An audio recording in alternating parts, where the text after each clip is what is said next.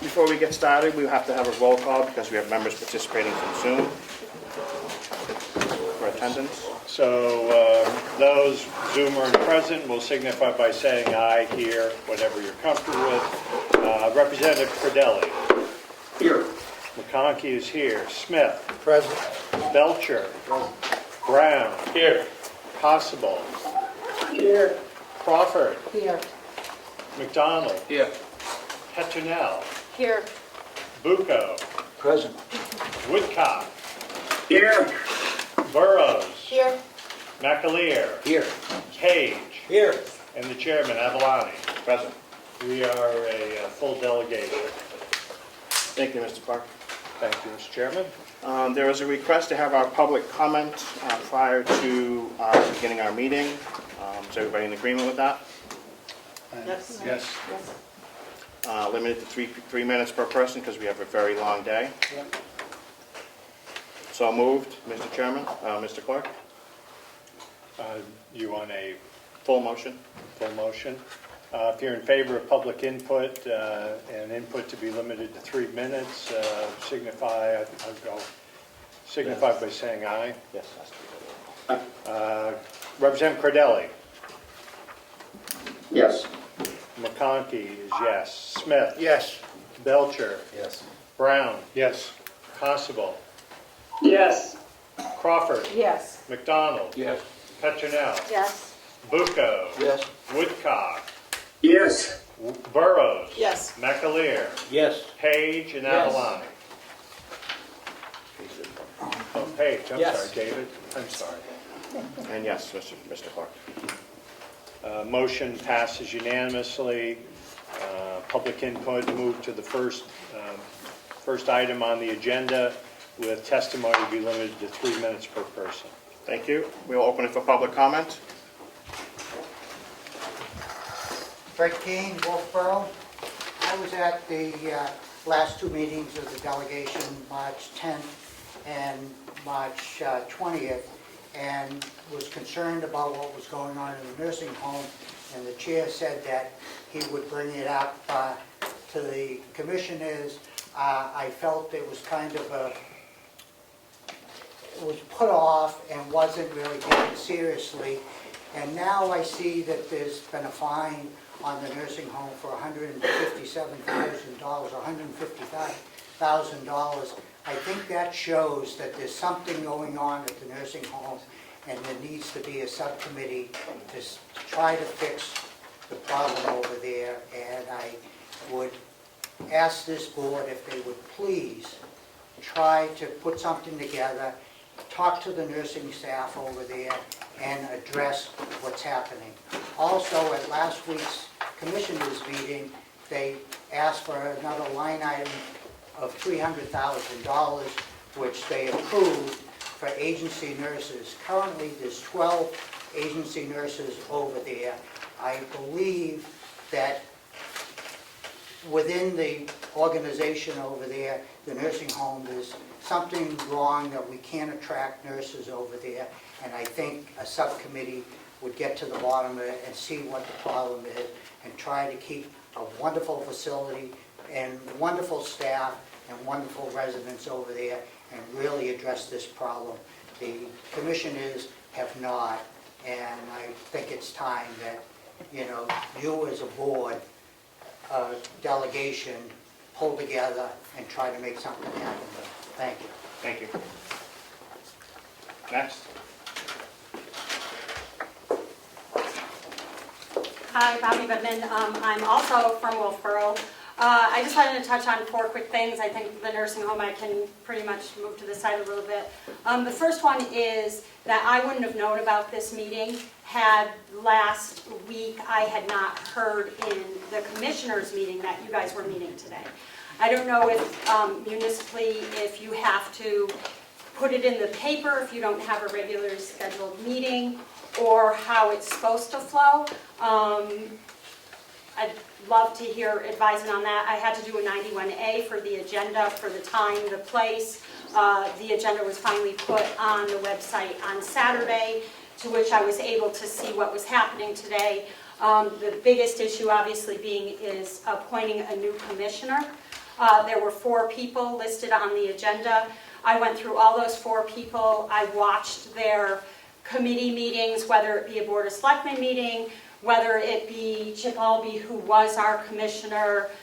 So the 4 people who are going to stand up and want to seek this, I wonder if you all went back and looked at how they themselves have carried themselves in our communities for the public, for the people. I can say, watching Chip Albee, I don't know any of the people. I'm not friends with any of the people, but I can say after doing the research and a little bit of what I've done, learning that Chip Albee was our commissioner, he was the commissioner of the year, he helped build the nursing home, he saved us over $3 million. I don't understand how anybody who's fiscally conservative today wouldn't want to put in place someone who we have a known track record. So just wanted to say that. The other thing is the county courthouse. I hope before we do hand that off to a school, we have looked at the lead paint, the lead pipes, we've looked at asbestos, and we've contacted the state for its heritage. Do they have to have preservation? What are we doing to make sure we're complying with preserving the building? If we hand this over, and this is a failed charter school, right now of our top 10 failing schools in New Hampshire, 8 of them are charter schools. Is this school then going to fail? And we've handed this over to a religious organization that now we gave it to them for $1, and they're going to be able to sell our building for $800,000. So I think that there's a lot to be thought about our courthouse, and maybe if that can be continued for another time, probably not push that through today until you're sure about that. And then obviously the nursing home with the fines, $155,680 being fined recently for the nursing home is a huge issue. I myself have been waiting to put my mother-in-law in there. It's a huge burden on my family, and it's a burden on our county because we would have transferred her into Mountain View at the $144,000 for a few years that we've saved up to put her somewhere as beautiful as Mountain Home, and now we're withholding her and keeping her out of there. So every day these empty beds are losing money from people who would have funded the school, funded the nursing home on the private side. So those are probably the biggest issues. I hope you vote accordingly today to withhold and wait on the charter school, on the courthouse. I hope, as Fred said, you're going to do a commission on the nursing home. I hope you consider Chip Albee. He's proven, we know him. Thank you. Thank you. Next.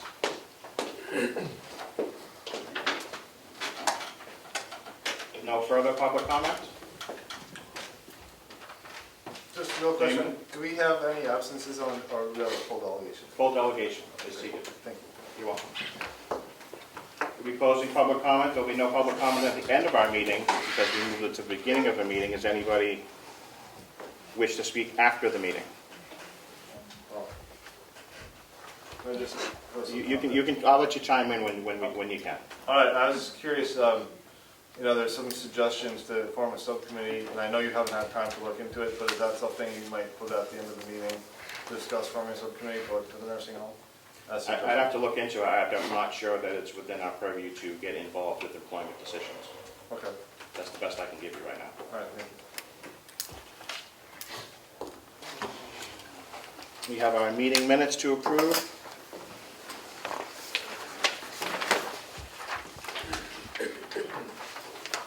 From March 20th, was our last meeting on the budget. Motion to approve as presented. So moved. Thank you, Representative Page. Do we have a second? Second. Thank you, Representative Crawford. Mr. Clark? Second page, motion. Motion to approve the minutes of March 20th, 2023. Representative Cordelli. Yes. McConkey is a yes. Smith. Yes. Belcher. Abstain? Brown. Yes. Kospel. Yes. Crawford. Yes. McDonald. Yes. Petronell. Abstain.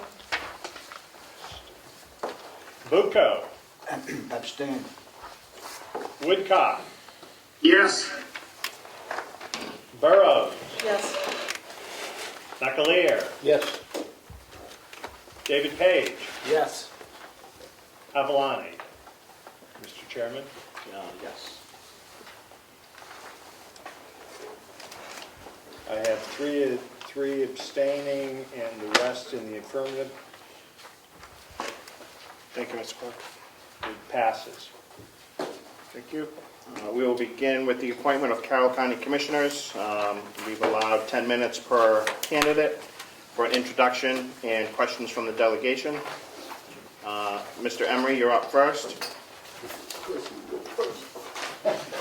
Okay, well, hi, everybody. My name is Dallas Emery, and I would like to be considered for this seat. I understand that I have never been a commissioner before. I'm actually a member of the Budget Committee and Zoning Board for the town of Ospey. The position actually is surprising. It came up all of a sudden. I don't think anybody was expecting it. And I feel like it's probably a good spot for me. I would like to say that I would do a good job at this position, and I'm not sure, I'm not sure if I'm the right person or not, to tell you the truth. I don't think anybody really is.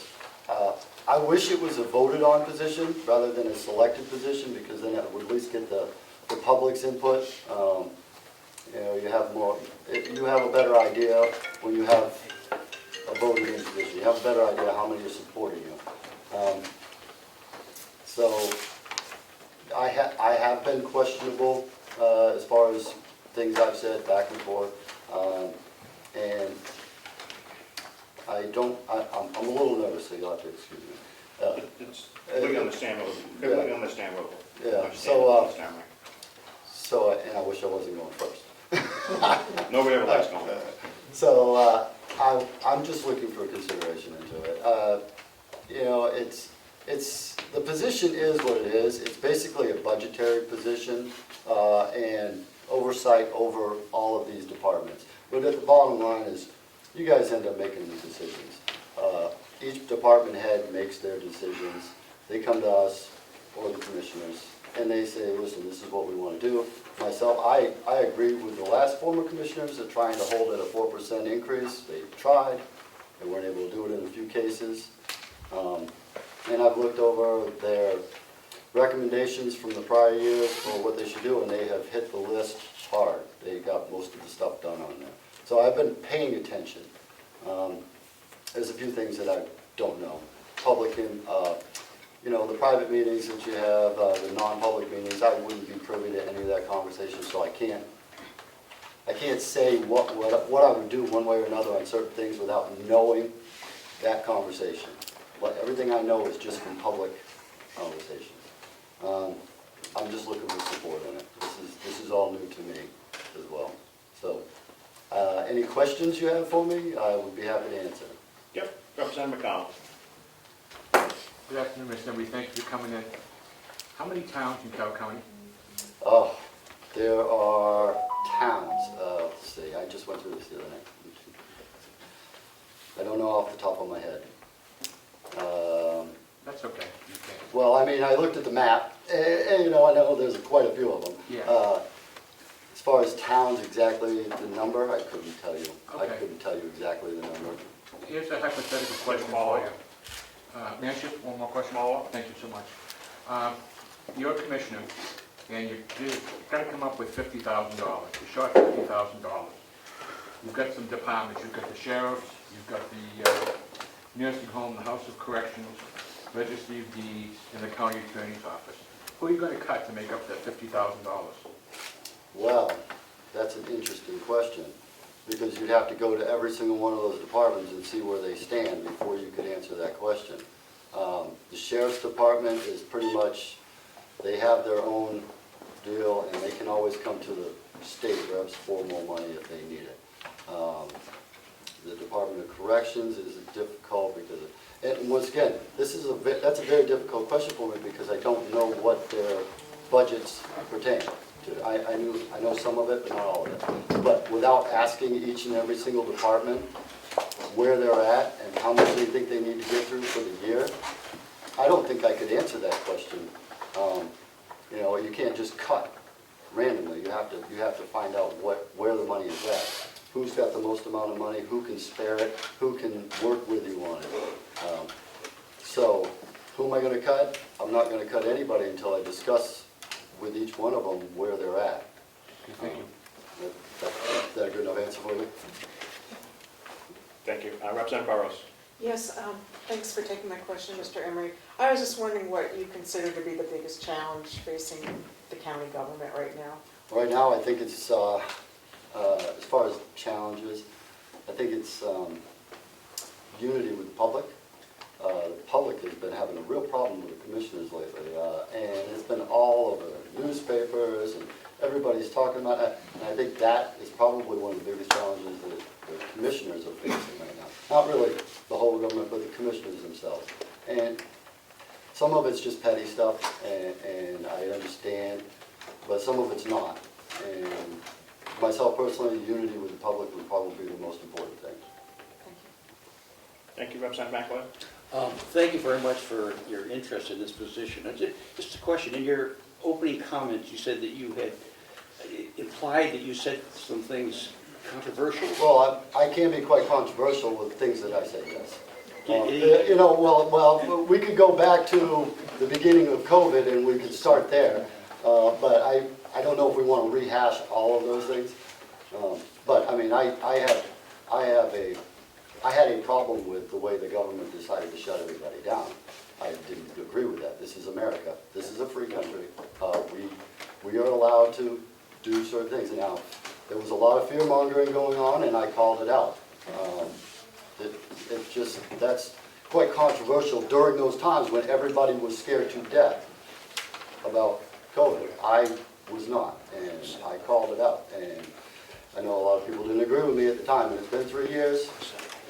I keep getting told to cut my hair because it started with COVID. Thank you very much, I appreciate it. Representative McConkey. Mr. Emery, all politics are local, and I've had the pleasure of seeing you in action in Ospey and the work you've done. And for the people that don't know, you're a straight-up fellow, and thank you for coming forward. No question. Thank you, Representative McConkey. Representative Brown. Yes, thank you, Mr. Emery. And Mr. Chairman. 2 minutes. I guess my question to you is, I know when I decided to run for state rep, I had a couple of reasons in my head of why I wanted to do it. So what are those couple of things that make you want to be a commissioner? What do you think you can impact by being a commissioner? Well, I'll go back to unity with the public. I think that was one of my #1 goals, was to come in here, because, you know, sometimes people come across harsh, and I felt like that was happening quite often at the commissioners' meetings. Hopefully I won't be that way. I am very straightforward. As far as other things, you know, there's really not a whole lot that I disagree with the commissioners formally. They did a lot of things perfectly right. I have no problem with it. There was just, the seat became available, and I felt that it was an opportunity for me to step up. I don't want to be an armchair quarterback and say, you should have done this and you should have done that. I did that for years. Now I'm just getting in the game. And that way I will know. I won't have to sit back and say, why didn't they do this? I will know why, you know, and I will be able to explain it better. I will understand it better. And hopefully the public will understand it better, because a lot of times they don't understand what's being said and they don't know a lot of the laws. Mr. Chairman, we've exceeded our 10 minutes. Thank you, Mr. Emery. Thank you for stepping up. Thank you. Mr. McGee? Good afternoon. Chuck McGee, I live in Molten Borough. I am a New Hampshire native. Grew up in Twin Mountain. Away from New Hampshire for a long time. Decided to come back to spend my retirement in New Hampshire. Had not planned to be in the public sector. I was in the private sector my whole life. I worked for public companies. I worked for private companies. I had my own business, which obviously dealt with budgeting and management, and that really is my strength. I was a select board member in Molten Borough for 3 years, from 2019 2022. I learned a lot from that position. My biggest concern, and I've heard a few of the questions you asked from the previous candidate, my biggest concern or my biggest focus is maintaining the services that the people need at a reasonable cost. And it's becoming more and more difficult. And we saw it in Moulton where unfortunately it's a seller's market right now in terms of labor. It's hard to get people. You have to pay the money. And the budgetary issue is difficult. And I'm watching it happen. I'm sure the county is up against the same thing. I'll be honest with you, I don't cover the county as much as I have other things. I know there are 18 towns in the county. But that really is why I want to do it. I would be happy to help out, and I think my experience would be to help the county. Thank you. Questions for Mr. McGee? Representative McDonald. Hey, Mr. McGee, thank you for coming in. It's going to be the same questions. You're a commissioner and you're short $50,000. Who are you going to cut? The sheriff's office, the nursing home, house of correction, registry of deeds, or the county attorney's office? They all say you can't have any money. You've got to make a decision. Who are you going to cut? You can't. That's very good. I heard that question. Who are you going to cut? Yeah. I'm going to cut everybody because then nobody's going to be happy. I mean, somebody has to come up with the money. And I would prefer that people step forward, and I would ask them to do that. And in most cases, I mean, most of the people I've ever dealt with in my career were team players. And they, if there's a need or whatever, they would step up and help. And I mean, if the push comes to such, somebody has to make the decision, and you'll have to look at where you think you can take the money and what's going to impact the services the most. Who's going to suffer the most if you take the money from them? I don't know if that's a good enough answer, but that's. Thank you. Any more questions? Follow-up? How many towns in Carroll County? 18. Thank you. Is there anything else that's part of Carroll County? I beg pardon? Is there any other community that's part of Carroll County besides those 18 towns? There was, I'm not sure what you mean by that.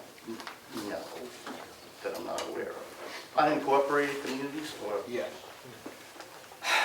There are, yeah, I don't have them memorized. I looked at them. Thank you. Thank you, Mr. Chairman. Representative Burrows. Yes, thank you. Thank you for taking my question. Excuse me. You said if there was $50,000 shortfall, you take a little bit from everybody. So I'm wondering how that meshes with the fact that right now our nursing home they were just asked to, budget was asked to come up with $300,000 more for agency nurses, and there was just a fine of $155,000. Of course, all of that would impact care. So would you still ask the nursing home to give up a piece of the pie?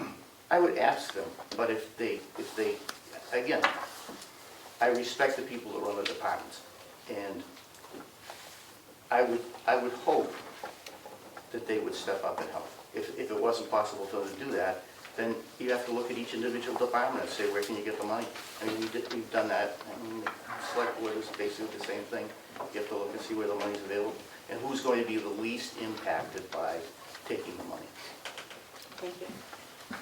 Representative McLean. Thank you very much, Commissioner. Just a question. Thank you for, again, being interested in this position.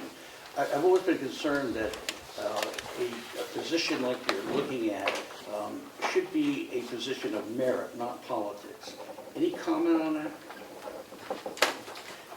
I guess at the end of the day, everything's politics, but I like to think I do the right thing without a political agenda. I mean, you make decisions, and I like to think I make decisions based on the merit or the argument for the case. And it's not a Democrat, Republican, or whatever. It's we're doing the right thing, which I think in most cases, if you talk to people in Moulton Borough, I think I did a pretty good job on the select board. I mean, I ran again the last time. I didn't quite make it. There were 6 of us, but I would say that would be my answer. Thank you. Thank you. Representative Cordelli. Thank you, Mr. Chairman. Thank you, Mr. McGee. I was just wondering, you mentioned several businesses that you worked for, plus you owned your own company, and they were all involved in budgeting and management. Can you tell us a little bit more about the industries in which those companies were and your company in particular? I was focused primarily on the retail business. I started in the retail business, working for a retailer, and I subsequently evolved into having my own sourcing company from offshore and sourcing products to retailers, which involved international travel, national travel. I've been to every state in the country except for 4. Dealt with all the major retailers, Walmart, Target, very detail-oriented, a lot of deadlines, and then of course I had my own budget to deal with, and costing products and being competitive, and not to bore you with all the details, but it was pretty intense, and a lot of detail work, and a lot of budgeting work. I don't know if that helps you at all, but that's basically what it was. Some of the public companies were much more focused on detail, budgets, whatever. I was a little bit less because it was my own company, but you still have to do all of that stuff, all of those things to keep it going. Thank you. Representative Belcher. Thank you, Mr. Chair, and thank you for being here. Having come from the private sector, now looking at possibly being in the public sector, I'm curious what, if any, is your opinion and position on public-private partnerships? I think you should do it where possible. I think it's a good thing if you can get people to do it. I mean, I can't think of anything off the top of my head that comes to mind, but I don't see why that would be a negative. I mean, if you can get people with experience and you can get people with financial help or whatever, I don't think that would be a bad thing. Thank you. Representative McConkey. I was just saying there's 1 minute left, sir. Thank you. Representative McConkey. I don't have a question. Thank you. Representative Brown, close us out. Yes, is there anything in particular that you learned in Sweden from being a selectman that you could apply to being a commissioner? The biggest challenge when I was a select board member was finding people and the staff and the 2 things. And you're in competition with the private sector, and it just seems like, and we had a case, we were down to 3 police officers in Molten Borough. We just couldn't find the people, and it's not really a money issue. It's a money issue, but it's not really a money issue. It's just, in that particular case, people just didn't want to be police officers. But you're in competition with everybody at this point, and it's just, that was probably the biggest. And being able to keep the budget under control and provide services to the people is really, I mean, Representative Crawford's on the board now, and I'm sure she's dealing with it too now. It's a big challenge to do it. Mr. Chairman, that's time. Thank you. Thank you, Mr. McGee. Mr. Albee. Guess I'm up. Good to see you again. Good to see you. It'd been nice if we had known that I had 10 minutes to speak. I would have thought of something to say. My name's Chip Albee. I was a county commissioner here back in 2009 and 10. I was at a nursing home. I served 4 terms as selectman, or my 4th term as selectman in Tuckerburg. I've lived in Carroll County my whole life. My grandfather was the county farmer in the Depression, so I've long lived here. I think that I'm a little confused as to why you're having this meeting. I haven't gotten a good explanation why you're losing commissioners right and left, but I'm sure that will come out at some point in time. Questions for Mr. Albee? Representative Bucco. Thank you, Mr. Chairman. Thank you, Mr. Albee, for applying for this position. A few years back, we had a series of audits done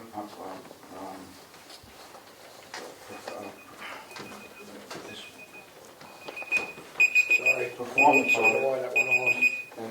And they all came back with the same thing as far as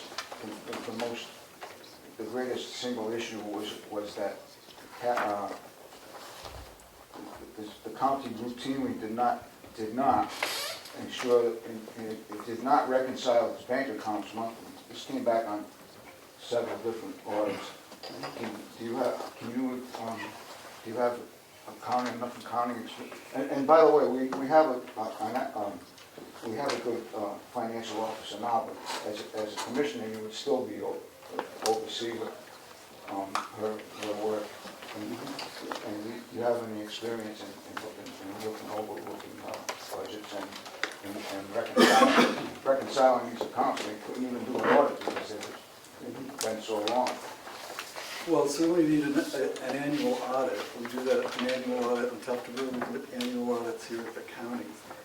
I'm not familiar with the current budget, I haven't looked at it, but any number of things can come up during the budget that would trigger a need for a closer look at an audit. I haven't talked to your financial officer.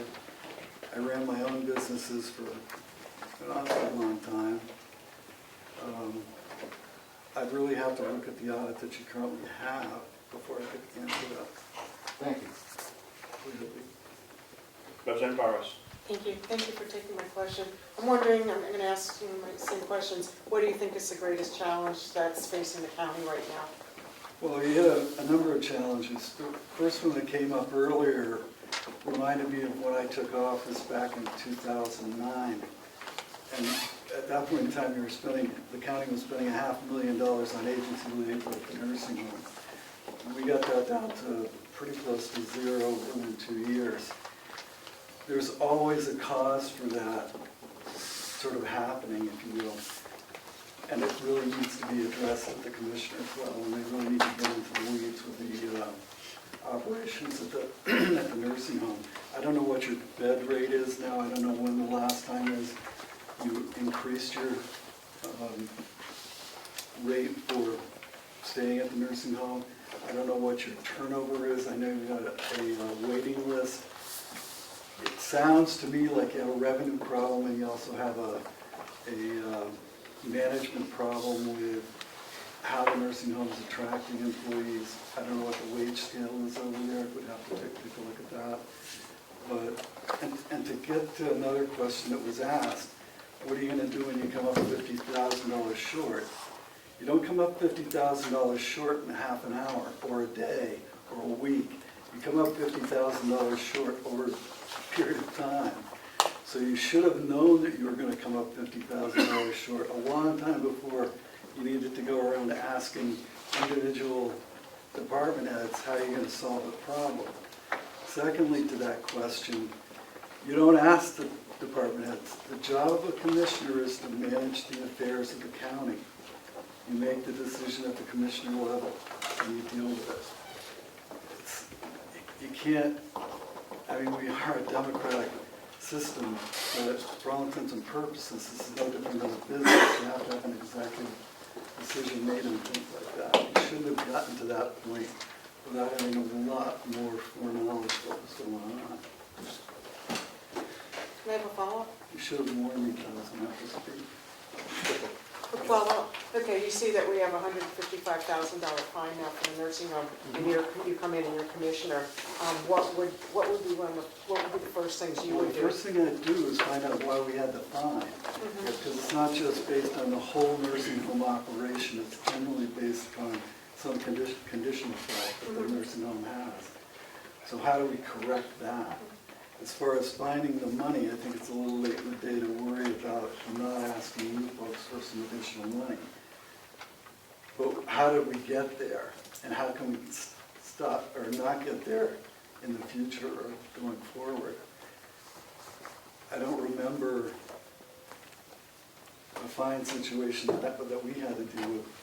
But then again, another issue that I think is going to probably rear its ugly head at some point in time is the amount of micromanagement, if you will, by the delegation as far as how the budget's operated. And I'll go back to the agency labor issue. If you're going to put another $300,000 into agency labor, what kind of that, how much of that money is going to be earmarked towards permanent labor? And if none of it's going to be earmarked to permanent labor, then you're just digging the hole deeper. Thank you very much. Any further questions for Mr. Albee? Representative Belcher? Thank you, Mr. Chair, and thank you for being here. Thanks. You commented that $50,000 short doesn't happen overnight. And I fully agree, that's not something that happens overnight. However, if you could forecast that you were going to be $50,000 short, are you suggesting that there would be a way to make up that difference in a forecast without making cuts? I certainly hope so. I mean, generally that $50,000 problem happens because of a shortfall in revenue, for instance, or an outrageous increase in costs that were unforeseen. But if it's just in the general operations of the department, then absolutely you can work on it as you go forward. You shouldn't let yourself or let the commission get to the point of having a $50,000 problem without addressing anything. And I mean, not to belabor it, but if you see a problem building, you should start at that point by notifying you folks that this looks like it's going to be a real problem for us, a $50,000, $100,000 problem, when it's a $10,000 problem, so that it doesn't just fester. But I'm not at all familiar with how your current commission operates. So that's just my position as a former commissioner. Thank you. Thank you. Any further questions for Mr. Albee? Thank you. Thank you.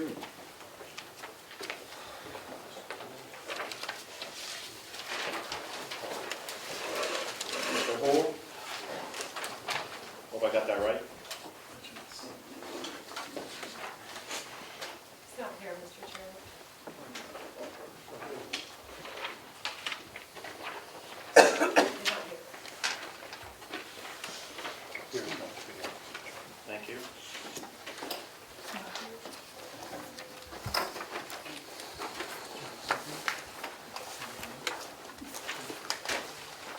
Mr. Hall is not present.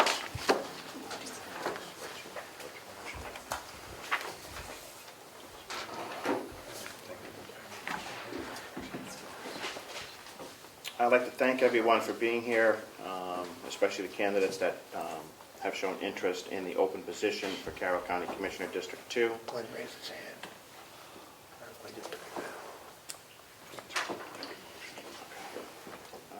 We thank you for your ability to step up for this open position, and I want to thank you for putting yourselves in the public eye, even if it's for a few minutes. It's not easy, and I appreciate your time, and I'm sure the members of the delegation do as well. With that, we will open it for motions. Representative Cordelli? Thank you, Mr. Chairman. I would like to nominate Charles Chuck McGee as next commissioner. Thank you. Do we have a second? Second. Thank you, Representative Belcher. Further nominations? Mr. Chairman, Representative Woodcock has his hand raised. Representative Woodcock? Yeah, two things, Mr. Chair. First, I would like to nominate Chip Albee for commissioner. But I also had a question prior to the nomination, which was, I don't know, Mr. Hool, were all four of these candidates notified about today's meeting to hopefully be present? Yes. Yes. Okay, thank you. So my nomination stands. Mr. Albee, please. Thank you. Do we have a second? Second. Thank you. Thank you. Any further nominations?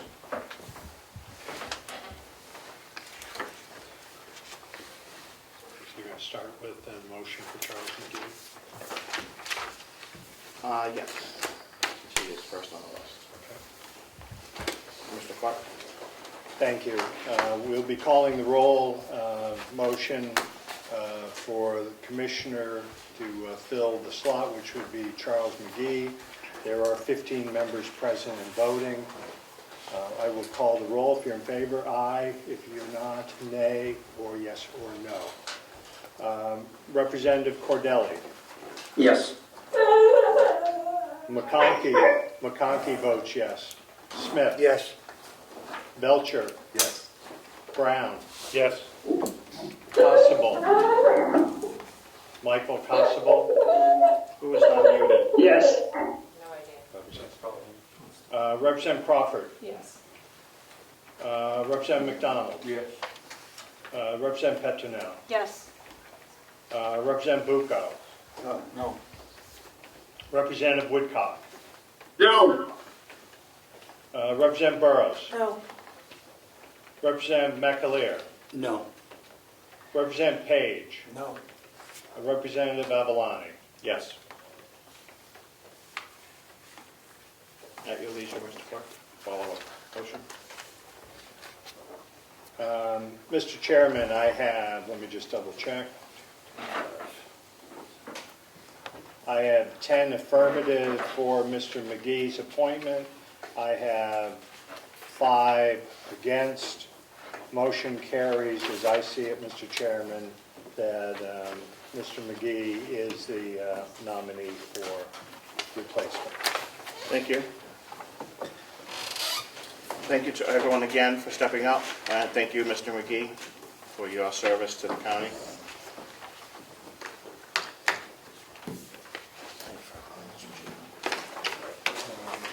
I think that's all of that. I'll turn it over to perhaps the commissioner and the Madam Chairman to fill them in as well or something. Madam Commissioner, do we know how they're going to be sworn in? As soon as we leave here, we'll help Melissa arrange it with the court as soon as possible. Thank you. That will be done at where? Pardon? Where it's going to be done? It'll be right at the courthouse, across the street. Thank you. We have our January through April financial review from the CFO.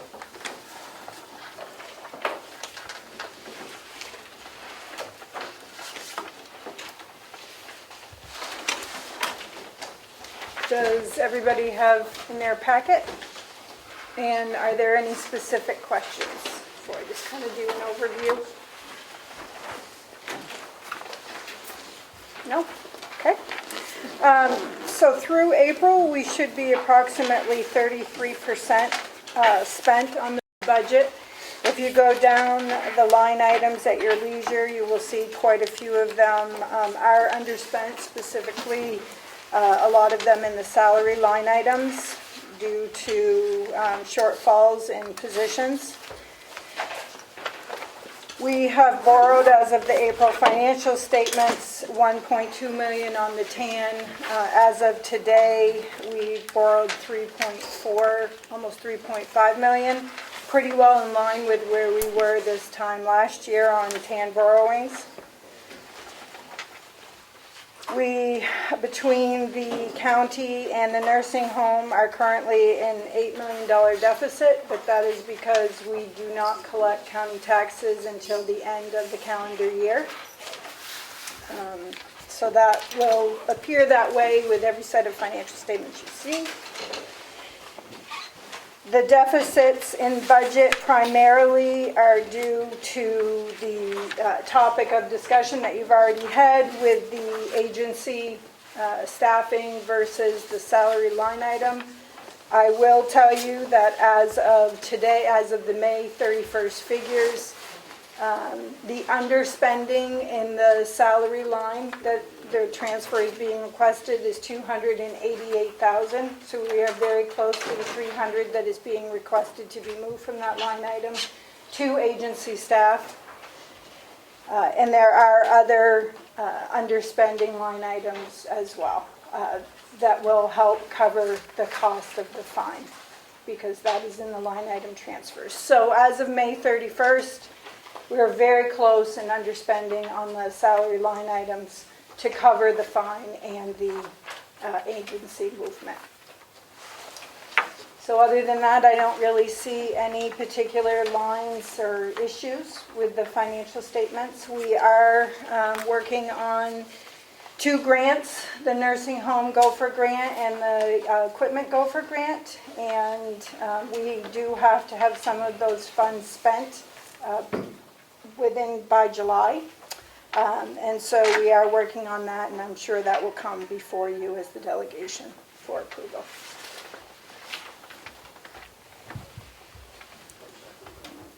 President Bucco. Thank you, Mr. Chairman. Thank you. Thank you. Did I hear you say that the fine is covered? What I was saying is that it was brought up in discussion before, there's 2 line item transfers that will be presented today. And so I looked at the underspending in the nursing home and the salary lines as of May 31st. Payroll's been posted through May 31st. There is $288,000 in the RN LNA line, and another $130,000 in the other salary lines within the nursing home that's underspent. So the transfers that are being done are covered with underspending in those line items. Follow up? The line transfer that I saw was $100,000 from LN, from nursing, I guess. But when we're having to hire all these outside nurses, is that wise to do that? That's not a question for me. It is very expensive to hire agency staff, and I know the nursing home and the HR department are doing everything they can with job fairs and advertising, and the commissioners and delegation have approved a budget that was manageable to attract additional people. No, obviously it would be great to hire employees, and I think that that's the ultimate goal, but in the meantime, in order to make sure that there's good patient care at the nursing home, they don't have an alternative. Just one more follow-up on this fine from CMS.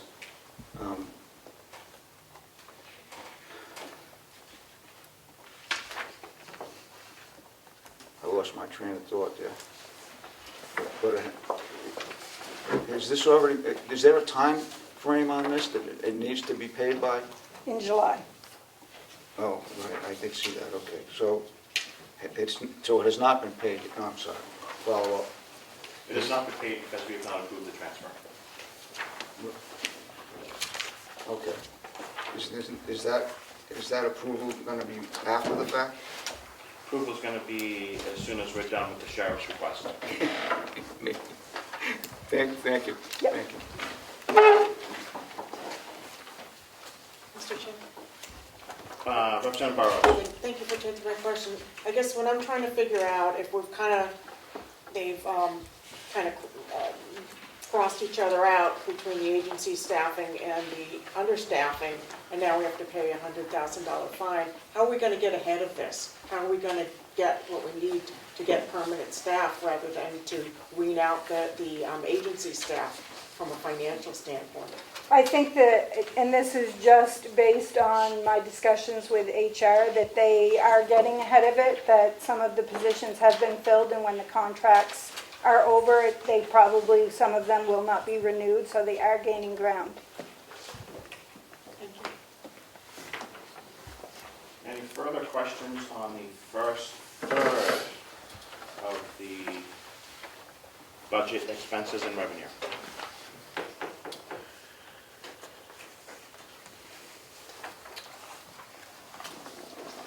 We have a request, this is also part of the budget, we have a request from the sheriff for an increase in, you're not up yet, Sheriff, increase in the percentage increase for fees and writs.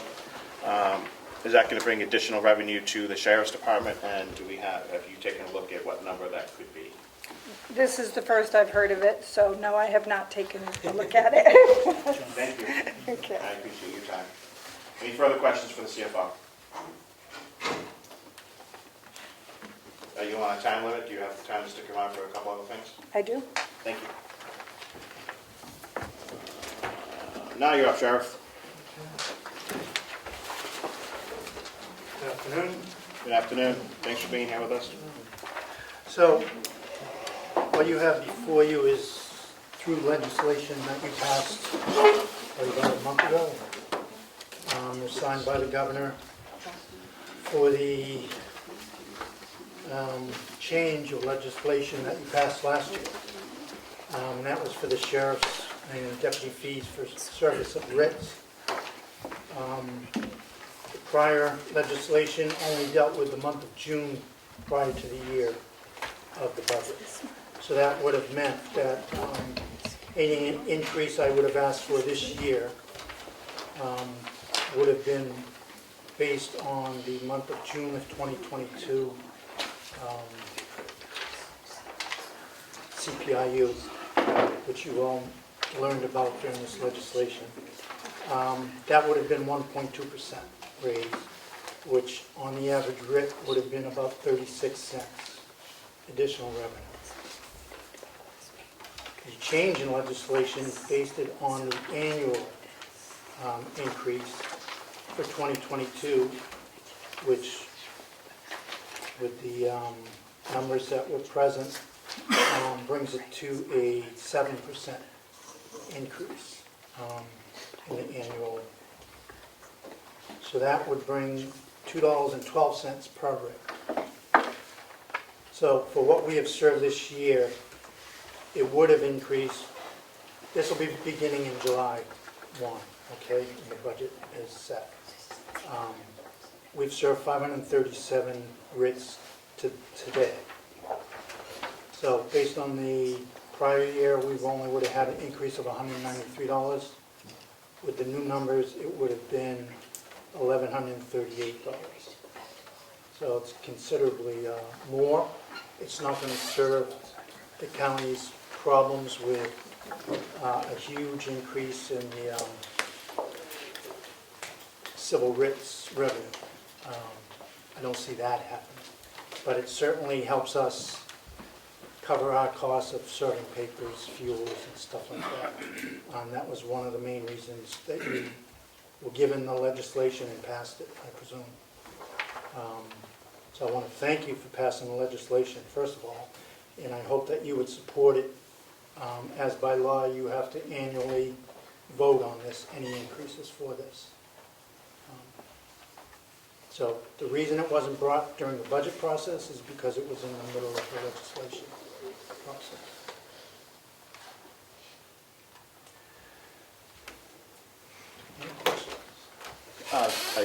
If no one else does, I do.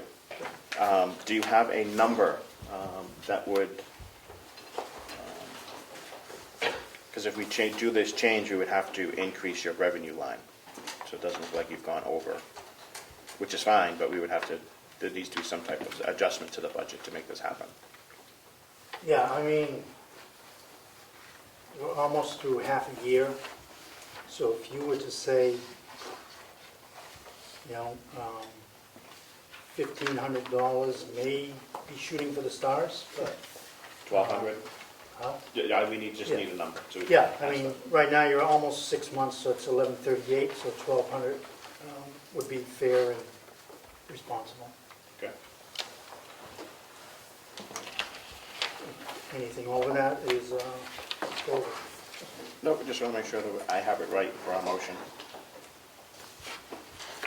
Sheriff's writ fees, so we would go into 100-3401, line 12. You have 60,000 in there now. Is that where this adjustment would be going? Correct, yes. So 61, 2. Is the CFO okay with that adjustment, or do we need to have a different discussion? I'm fine with that. Okay, so we can adjust the revenue without having to open the budget back up? Okay, yes. Do we have a motion for that? I'll make the motion, increase the sheriff's writ fees by $1,200 to a total of $61,200. Second. Second by Woodcock. Too quick. Thank you. And if I could ask. Please. Again, this is just a revenue, there is no expense line that covers this. Correct. So it's really in no way going to harm the taxpayers. That was my follow-up. That was my next question, is this isn't a tax on the overall county. This is a service fee. Yes. Thank you. Any further questions for the sheriff? Mr. Clark? Thank you. The motion is to increase the base cost of writ services per the change of RSA 104.31 to increase the revenue line to now become $1,200. Is that $61,200. $61,200? Increase of 1,200. An increase of $1,200. Everyone okay with that? All right. Representative Cordelli? Yes. McConkey, yes. Smith? Yes. Belcher? Yes. Brown? Yes. Possible? Yes. Crawford? Yes. McDonald? Yes. Puccinell? Yes. Bucco? Yes. Woodcock? Yes. Burrows? Yes. McAleer? Yes. Page? Yes. And the chairman, Avalani. Yes. Motion carries 15-0. Thank you, Mr. Clerk. Thank you, Sheriff. Thank you.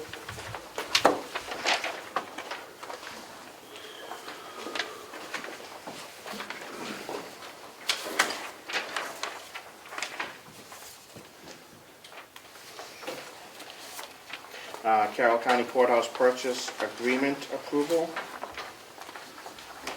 Everybody got that draft?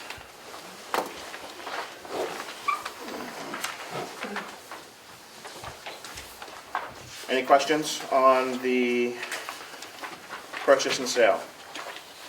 Representative McDonald. There's been a lot of talk on how this all came about. I was wondering if the commissioners could give us just a little presentation on how this worked, how we came to this position of these people bidding on it. Just if they publicized it, if they had any other people looking at it, or something along that line, if there's anyone that can answer those questions. Sure. Oh, Commissioner Clash, could you? yeah, sure, I'm happy to I can give a quick sort of thumbnail sketch. We determined that the county did not need to keep this building for any county purpose. There's also a cost, a pretty significant cost to keeping this building. The county had previously given it to the Historical Society in Ossipee. They gave it back. It's in worse condition than it was 20 years ago. But we decided, okay, let's see if somebody wants to take the building off our hands. So we conducted an RFP process. We had one bidder, and that was, it was really, technically it was one response, and then some person, one entity said they'd be willing to take it if nobody else took it. But we did get the charter school interested in, they were very interested in being able to use the building as a charter school. So their bid was $1, but it's for a public charter school. We accepted the bid and we began negotiations on a contract. We did retain outside counsel to work on this purchase and sale agreement, and they prepared it. Now, the way it will work is the charter school will pay $1 to get title to the building. We'll give them a quitclaim deed. If they do not use it as a charter school within 2 years, the building will revert to the county. Or if they cease to use it as a charter school within 5 years, the building will revert to the county. There's an option, though, that rather than reversion, they could pay $200,000 for the building if either of those things happen. It would be up to them. So the reversion right would be subject to any mortgage that they put on the building. Representative Donaldson? Thank you, Mr. Chair. And another just quick question for the commissioners. Could you give us a rough estimate of what this building is costing the county on a yearly basis if we do not make a transfer? I think we've had $40,000 in the budget, Bob. Correct. Yeah, $40,000. Representative Page? And I'm wondering when the last time the building was appraised, and also how we arrived at that $200K figure for the reversionary clause. What is the tax valuation on the building? I don't know. Melissa has that information. Melissa? 225,000.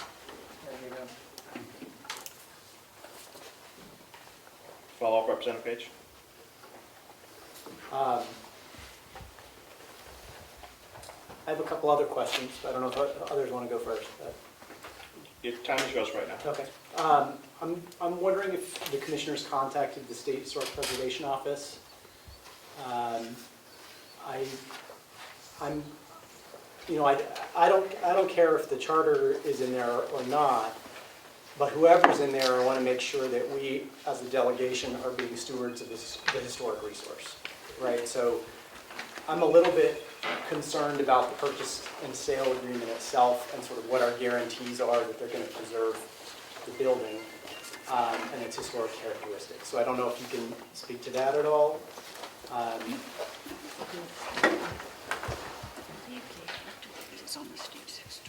Yeah, it is on the, it is a protected building. It's a historically protected building, so I believe they'd have to. I can also speak on it if you want.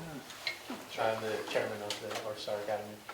Our intention... Sorry, could you, one second, could you just identify yourself? My name is Daniel Yule. I'm the chair of the North Star Academy Charter Public School. Thank you, and the question from Representative Page is?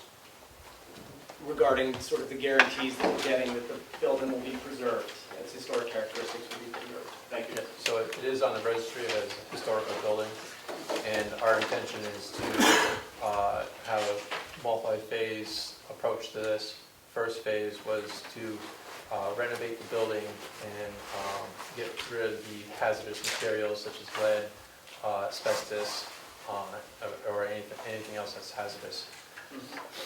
In order to have schoolrooms and preserve the courthouse room itself and the entryway, and obviously the courthouse building on the outside, preserve all that. The second phase would be to build an additional school in the back on the property. And the third phase would be to turn the courthouse into a high school that would provide AP classes for constitutional law, allowing students from the community to practice college level law at the school using the courthouse itself or the courtroom as a mock trial, thus preserving it and putting it into extremely good use for the community. Thank you. Did you have a follow-up question, Representative Page?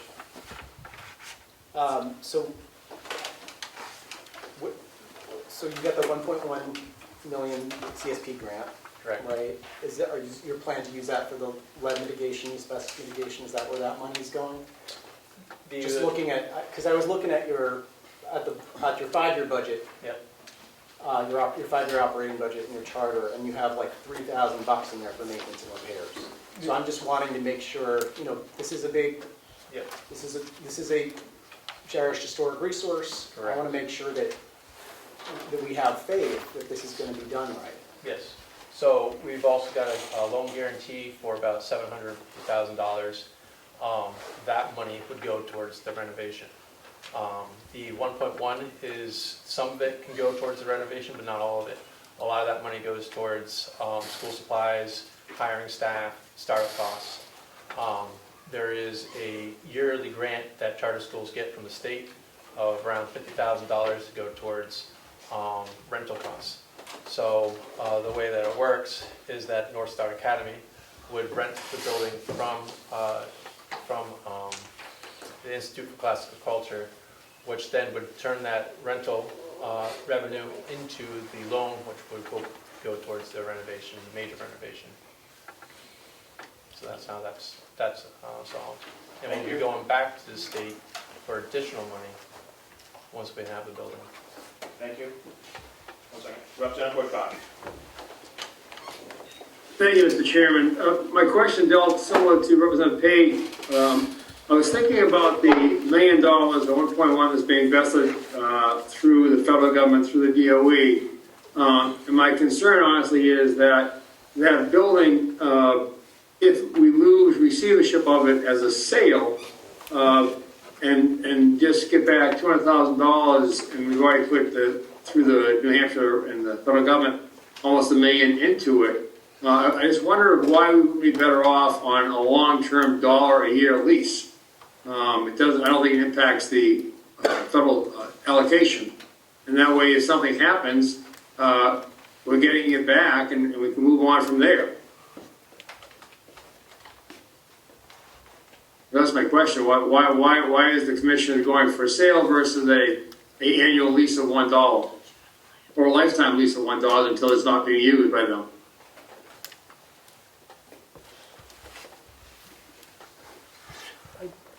I don't have a response to that. If you all want to do it that way,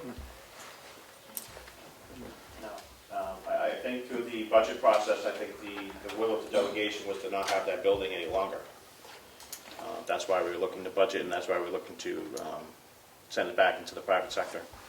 Representative Burrows, I think you had your hand up first. So I heard that there was $220,000, I guess, value from the tax perspective.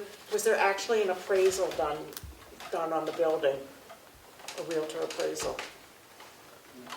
And if not, how did we come up with the idea that $1 was sufficient amount of money for this? there was no appraisal done. It had previously been sold to the Historical Society for $1. But we have no basis for, we don't know what the appraisal is. It's probably worth more than $1. Yeah, I would but- say so. Yeah. Follow up? Follow up? Okay, how can I put this delicately?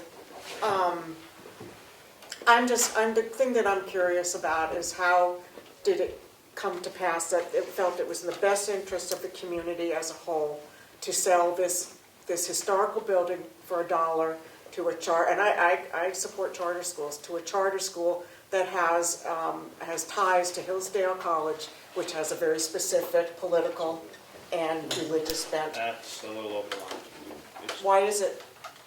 Why? It goes to intent or motive of why we're giving it to them. It's not a person.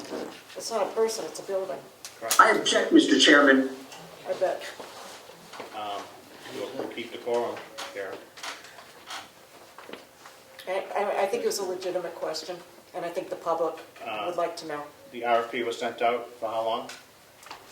2 weeks, was it? At least So 2 weeks. anybody was open to bid on that Anybody building? was open to bid, yes. Anyone was open to bid, and we did not have a political agenda when it came to the charter school. It's a public charter school. So it's approved by the DOEs. We didn't get into what they're teaching. Thank you. Representative McAleer. Thank you, Mr. Chairman. I really have some problems with this 200,000 choice, because if they take this grant money and they put a lot of money into the building, and then the building is now worth 800,000, and they have the choice to give us 200,000 or sell the building for 800,000, I would say that issue here is not in their best interest.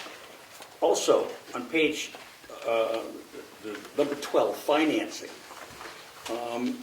It says, this agreement is contingent on buyer obtaining financing sufficient to fund improvements to make the building suitable as a school. Who's going to make that decision? It's suitable. The buyer will. I'm sorry? The buyer will. They don't have to go to closing if they don't get the financing. Well, no, I understand They have that. 60 days and then it But might I'm not just go to saying, closing. how much financing is necessary to make the building suitable as a school? I don't know. We didn't get into that. Well, that's We didn't exactly get what into I'm that. saying. And how much due diligence did we do on North Country? Do they have, everything, it seems to me, is either loans or grants? Is there any substantial financial backing beyond that? That's what concerns me. The whole financing thing seems rather nebulous. Did we do our due diligence? And where is that financing coming from? We have the documents. Melissa, did they get all the documents we received? Yeah. They did, yes. Thank you. You're welcome. Representative Belcher. Thank you, Mr. Chair. I'm not quite sure who would be the best person to direct it to, but speaking to the question that was asked earlier regarding if we were to go to a route of leasing long-term for $1 per year rather than selling, would that not possibly keep the county at risk? Because we don't know what renovations are necessary in there. If there is asbestos, if there is lead, could that possibly in any way put the county on the hook for money? Yes. As an owner. As an owner, you would be, That's why we didn't. which is why the discussion the delegation had was to get rid of this building. Thank you. And just if I may, one Follow-up? not exactly follow-up, but just to clarify fully, we are talking about a public charter school, not a private school, correct? That's correct. Thank you. Representative Brown. Yeah, Mr. Chairman, would it be appropriate to have the person who's taking over this facility maybe address some of these questions that have been brought up? I know he's here, as far as financing and those types of things. I mean, I don't think he'd be here if he didn't have the appropriate financing and had worked through a plan to develop this as a charter school. You talked about grants and other things, so. My understanding when I first got on the delegation was that the decision was made quite some time ago that we were going to divest ourselves of this particular property and just make sure that it was handled in a historic manner and that it was preserved. And I think based on what I've heard, that's what we still intend to do. Without getting into the details of the contract and everything, I'm sure we've had this reviewed by legal counsel already, and we decided to move forward on that. I'm not sure that, I'm not trying to get into a big discussion, but I would think that these questions should be addressed to the person that's here, representative, if that would be appropriate, Mr. Chairman.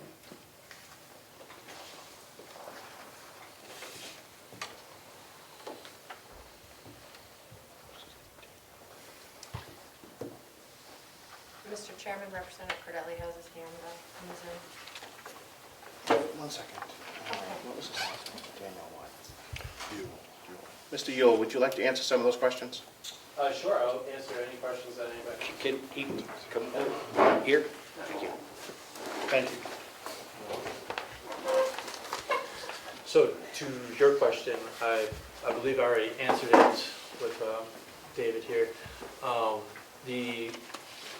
The financing, we have an extensive financial fundraising campaign that we will implement, and most of the financing comes from a lease agreement between North Star Academy and the Institute for Classical Culture.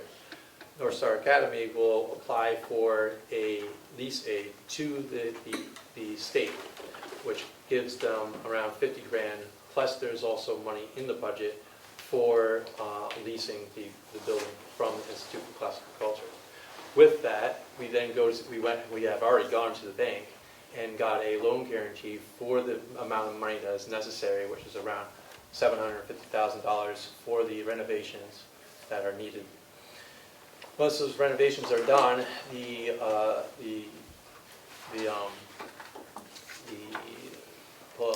fire department goes in and reviews essentially we have to prove that there's no hazardous materials, that the building's safe for school. It is a public school, so there's state laws that we have to abide by. There's ADA regulations that we have to abide by. All those things have to be met before the state allows us to even open up the doors, and we have to prove that to them. At that point, it's open enrollment for anybody who wants to go. We're not a religious school, that's against the law. We have to allow anybody who applies to go. And essentially our budget is $7,300 per student. That is our operation budget. And that within that operation budget comes out the lease agreement, which has already been worked out. Could you? Do you have a question? Yes, I do. For the gentleman. Yes, go ahead. Thank you. I don't know anything about the Institute for Classical Culture. Do they have any financial backing to you guys at all? And tell me about this institute, if you would. So the way the charter school is formed, there's a few different ways. One, a group of parents, I believe 20 parents could come together and apply for a charter. Another is a licensed teacher. I think a group of 3 can also apply for a charter. And the third way is a founding nonprofit can apply for a charter. And the Institute of Classical Culture is a founding entity that then applied to the state for a charter. Then that is rolled into the North Star Academy Public Charter School. Paula? Do they have a physical presence in New Hampshire, or is Yeah. there from someplace else? No. Is that the only place that have a physical presence? Yes. Okay. Yeah. Thank you. Representative Page. Would you be open to the idea of a third party holding a historic preservation easement on the property? An easement, like a deeded easement? Yes. I would be open to oversight, but not to easement, like a deeded easement. Would you be open Follow-up? to, yes, sorry. Would you be open to receiving or soliciting technical assistance from the State Historic Preservation Office? Yeah, of course. Yeah. Follow-up? Yes. Thank you. Thank you, Mr. Chairman. So I was chatting today with the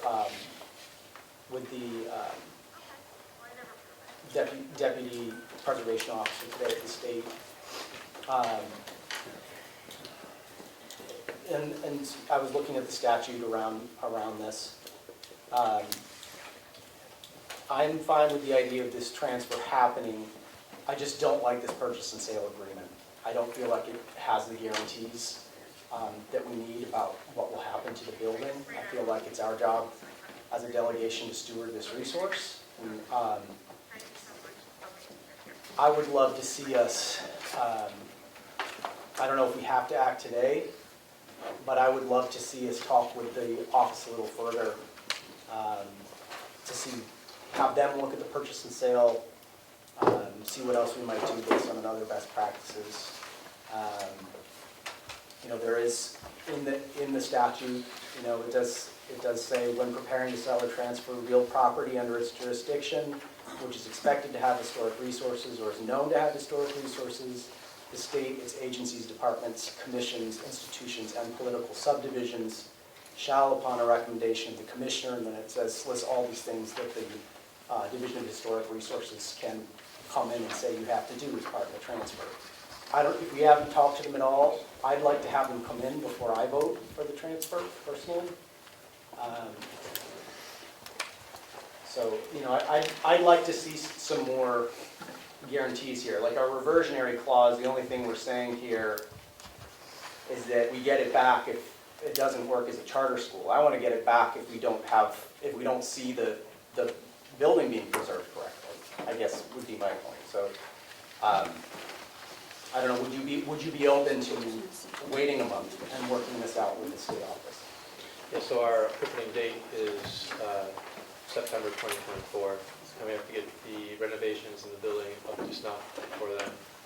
And it's been 6 months in this process, since more than 6 months.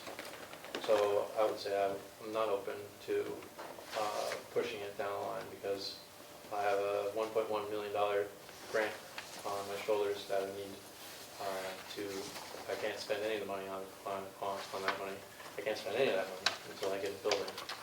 And so my fear is that if I push this down another month, that is going to be kicked for another 6 months, and then I'll be looking for a different building somewhere else. Thank you. Representative Belcher. Thank you, Mr. Chair. I know that we've had this before us for a little while now, sometime, and we've been looking at it. If I were to look back through meeting minutes for the last 6 months, would I find evidence that anybody has requested to bring the Historical Society into this agreement before today? No. Thank you.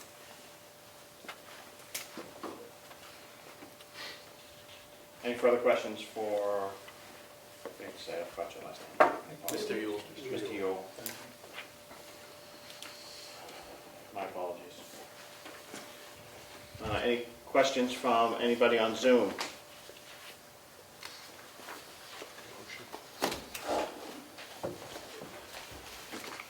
Representative Burrows. Thank you for taking my question. I don't know who to ask this to, but I guess maybe I'll address it to Representative Page. If in fact, the Historical Society or the commission or whatever it's called, did come in and found there was a problem, do you know what that might do in terms of the purchase and sale agreement? I don't know if there would be a problem. I feel like we ought to have their eyeballs on the purchase. Personally, one person on this delegation, but I feel like we should have their eyeballs on the purchase and sale agreement, and they might have recommendations for how we might do this to ensure that the integrity of the historic structure is preserved. That is my feeling. Just to follow up, I just want to say that might protect the school as well. It's not just to protect the building, because that could invalidate the purchase and sale agreement. Yeah, our intention is to keep that preserved. So if we need to bring in the Historical Society to help this, Yeah. or the agency in New Hampshire, I'm more than willing to do that. Great. Because, like I said, our intention is to use that place as a mock trial for our high school in the future.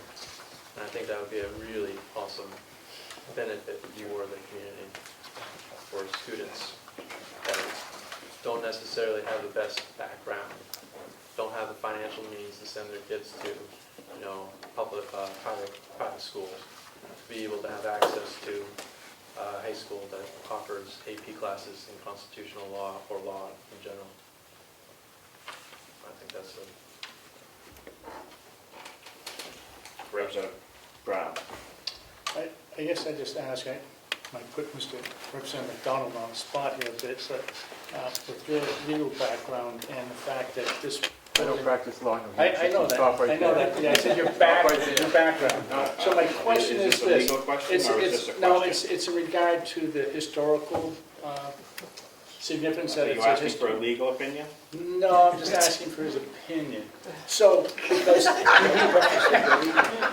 Okay, how about I ask... I won't take any questions. Okay, how about this for the chairman? Based on my understanding of rules surrounding historic buildings, we're required to preserve them once they've been registered as a historic building. So there's certain criteria by that, and the state has oversight on that. So I don't see that there would be a real concern, since the state would have oversight on that anyways. And if anybody here on the committee felt that there was something wrong, like yourself, David, and your involvement with the people from the historical group of the state, we could certainly take a look at that building probably anytime we wanted to. So I don't see that that's an issue, and I personally would like to make a motion that we move forward with the contract. I'll second that motion. Thank you. Motion to approve by Representative Brown, seconded by Representative Smith. Any further? Representative Cutter, no, you had a question? Oh, I just wanted to say that I had toured the building last fall, and I was struck that everyone else associated with the charter school who was also touring the building, one of the big attractions was the historical nature of the building, and I think most of us, when we walked in, were like, this would be the most amazing school to be able to send your kids to. Just regardless of what the school is, it would be an amazing facility. And you were interested in preserving the historic attributes. Yeah. That courtroom is very nice, and our intention. And the marble stair. Yes. Representative Page. If I may, just before we vote, my concern is not about the school and its intentions, but if the school fails, let's be clear, it's hard for charter schools, I know. If the school fails, their intentions no longer matter. If it goes, if they are around for 5 years and then the buyer comes in and takes it, their good intentions are no longer something that we can trust in. So, I just want to put out there that, that's my hesitation is, something like an easement runs with the property, right? And we know it will be preserved, the historic nature characteristics will be protected in perpetuity. So I would love to see something like that done before I would vote to approve the purchase and sale personally.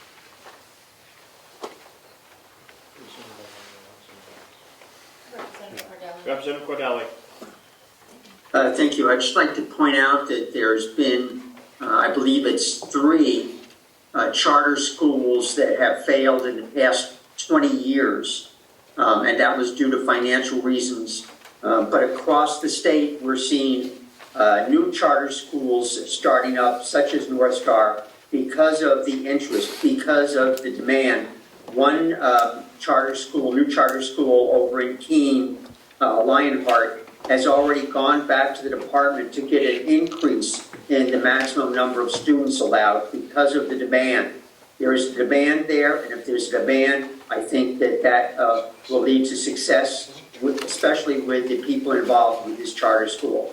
So I'm all for going ahead with this and having the vote. Thank you, Representative Cordelli. Representative Cardinal. Thank you. Just as a follow-up to a statement or a question Representative Burrows had earlier, I believe this is the same, you'll be using the same curriculum that they are using at the Lionheart Academy. Correct. Thank you. Representative McDonald. Can we just add to the motion that we are going to include the minutes of approval to take over the property? So that's attached to it, to the agreement. Sure.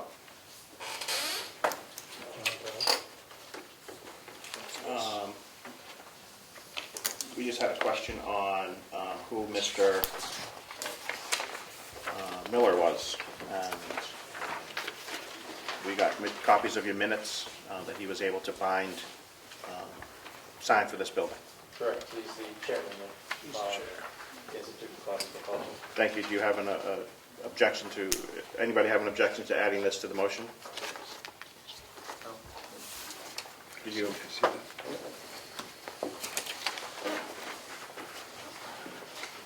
Okay. Representative McElroy. Thank you. Representative Patternell just mentioned the same curriculum used in this Keene school. I have no idea what that curriculum is. Is there any way that we can take a look at that? I don't think that's relevant to what we're talking about. We're talking about their building, not necessarily the curriculum. We're not in a position to approve their curriculum. But it's, you can go on Institute for... Well, I just, if it's available, I'd like to see it. It's not necessarily relevant. Oh, if you go on Institute for Classical Culture, Okay. you have all that information. All right. Thank you. Thank you. Representative Burrows. Yeah, just a quick question. You mentioned the curriculum is based on the Institute for Classical Culture. Did that not emanate from Hillsdale College?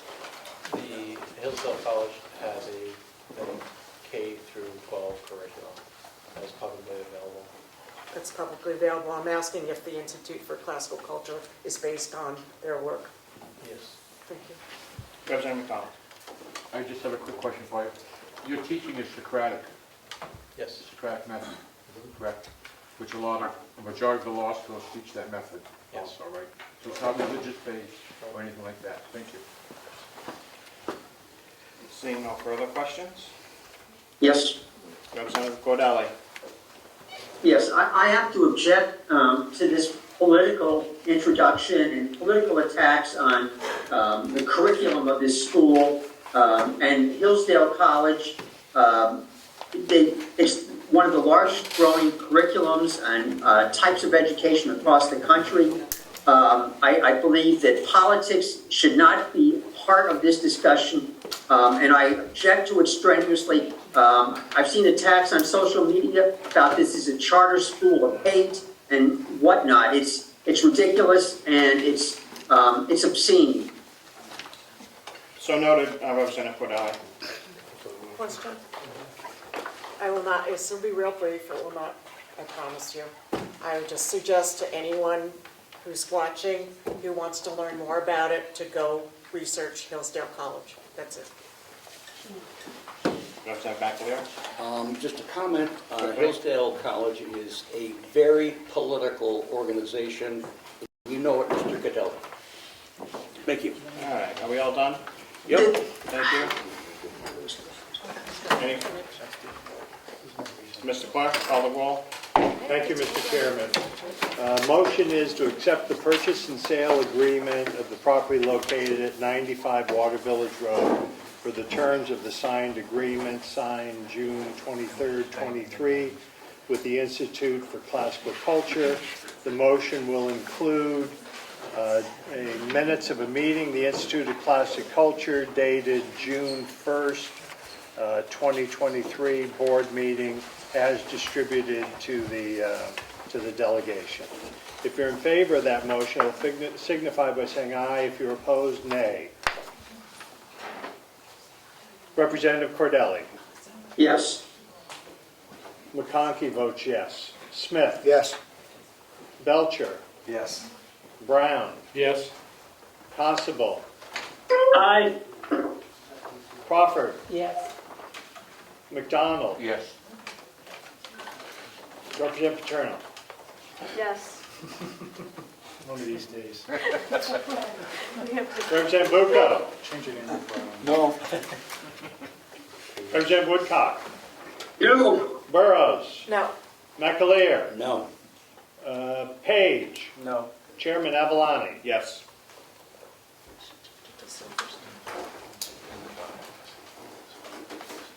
Motion carries 10-5 and passes. Thank you. Thank you. Thank you, Mr. Yule, for your questions and answering the questions today. We're still in session. Thank you, Mr. Yule. Mr. Yule, you're excused, I believe, Chairman says.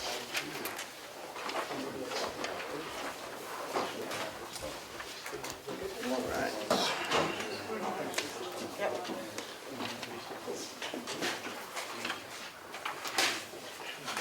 Well, we actually just found out about that statute. It wasn't. Yes. We have the Gopher grant for the County Emergency Equipment Program for Carroll County eligible equipment. We have a number, or do we have to accept what was given to us?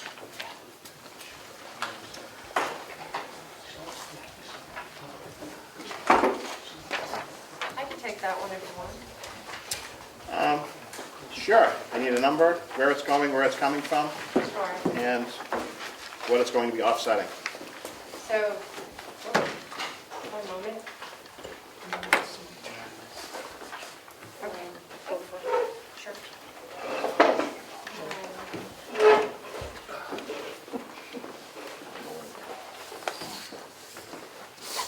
Essentially, the county applied for the Gopher County Emergency Equipment Program. We just found out that we have been awarded $139,929. Past and future emergency equipment expenses were eligible. So you'll see on the chart on one side of the paper, the items that they agreed and approved as eligible expenses that add up to the $139,000. We're going to be using that to offset the capital in 2023, which is on the other side of that piece of paper.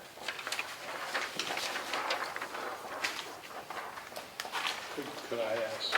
A representative. Could you just repeat, if I could please, repeat the final number for the grant?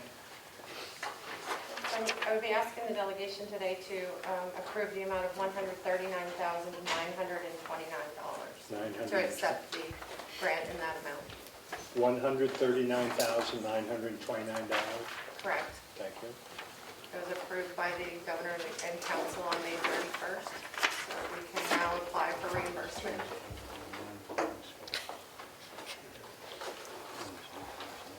So is this, thank you, is this actual money into the county? Yes. So we actually have $139,929 that was received by the county? It has not been received, we have to spend it and then ask for reimbursement. We have to spend it by mid-July and we will receive reimbursement. There are 3 items, correct me if I'm wrong, there are 3 items that we had to purchase because out of the $139,000, The remaining approximately 80 some odd thousand was reimbursement for past expenditures that we've already spent.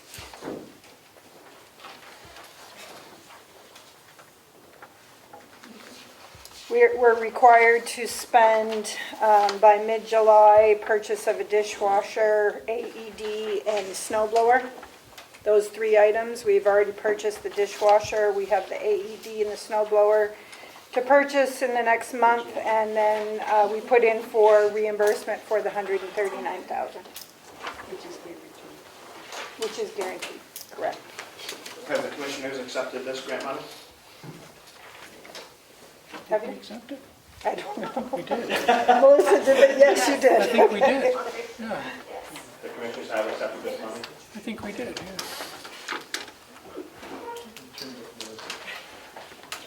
And where is it going? The money? Where is this money going? Where is it landed for now until we move it? For now, it's going into the grant fund, because it is a grant. The expenditures that are being spent currently are being charged to the grant fund, and then when the money comes in, we will decide what needs to be done with it at that time. Okay? And that is line, And that is what? line, Line, there isn't, I mean, in the budget? yes, where are we putting It's it? not in the budget, because it's in the grant fund. Okay. We haven't budgeted for it. So it's going to the 300 fund, 200. 200 fund, excuse me. Yeah. And there's something there already that says grant something? I have created a subcode, honestly, I think it's 551 in the grant fund, but there will be a revenue account for it, and there will be expenditures, so it will have its own financial statement that we can submit to the granting agency, and for audit. Do we have the 200 fund here? Here we go. You should. It's on page 1. Yeah, each fund, but it immediately follows the county. Okay. It's halfway through your packet under revenue. So that is going in new equipment line, 506? Or is it going in No, supplies? No. 506, that's a particular grant revenue or grant expenditure line. 551 is the Go for Equipment grant, which is not on here yet because it's April 30th. So you're going to see a 200-3319, and it will end in 551 for the revenue, called Go for Equipment grant. And then there will be appropriate expenditures down below. This is a summary of all grant funds in and out, but each grant has its own set of financial statements. So it is 200-3319. What is the subcode? Let's make it 035. 035? Yep, 551. Because we did not create that line in the budget. You're It is- asking us to create that line in that budget right now to accept this grant. I don't think do you need a budget line item to accept additional revenue? Okay, then I'm asking you to add that line Thank into you. the budget. We've always done it in the past to make sure that we're continuing in the same direction to make sure everything is Okay, auditable and we can find it. okay. Thank you. Motion to accept the 139,929 to move into 200-3319-035-551. So moved by So McConkey. moved. Thank you, Representative McConkey, seconded by Representative Woodcock. Any questions? At your leisure, Mr. Clerk. If you're in favor of the motion, you will signify by saying aye or yes. If you're opposed, nay or no. Representative Cordelli. Absent. McConkey is a yes. Smith? Yes. Belcher? Yes. Brown? Yes. Yes. Constable? Yes. Crawford? Yes. McDonald? Yes. Petronell? Yes. Bucco? Yes. Woodcock? Yes. Burrows? Yes. McAleer? Yes. Page? Yes. Avalani? Yes. Chairman votes yes. There's 14 yes, no nays. Passes unanimous with 14. Sounds. All right, we have a transfer to discuss.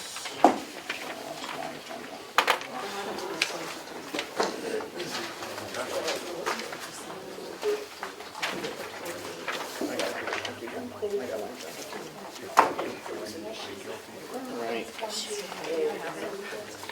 You have the transfers. I do not have it here. Was it voted on this afternoon? Yes.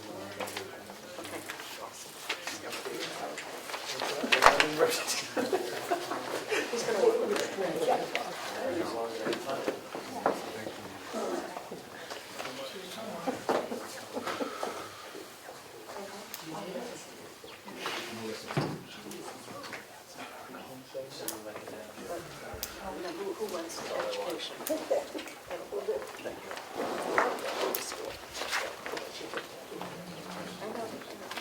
Okay. Take the unsigned one. Just send out for the whole application in the packets. Just so we make sure that Representative Woodcock has all of the paperwork as well.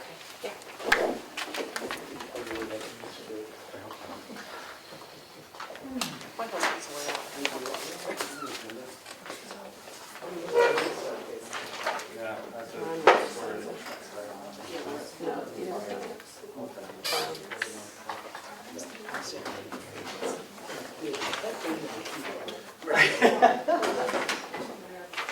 Richard, never see it.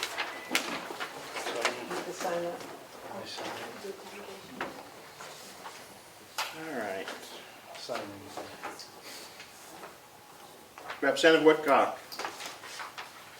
Where do you go? He's in the loo. But that's actually a great idea. Everybody want to recess for 5 minutes? Yeah. To do that? Because I know I have to.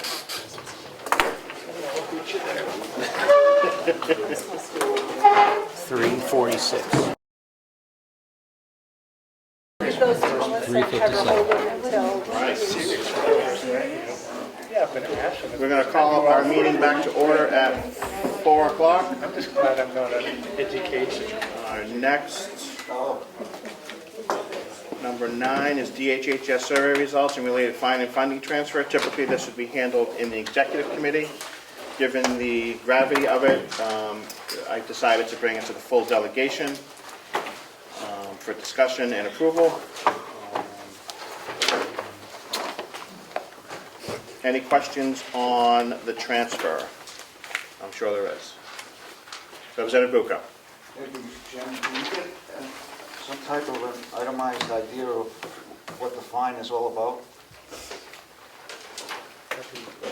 It's in your packet. In the CMS. Yeah, so apparently there are two fines here.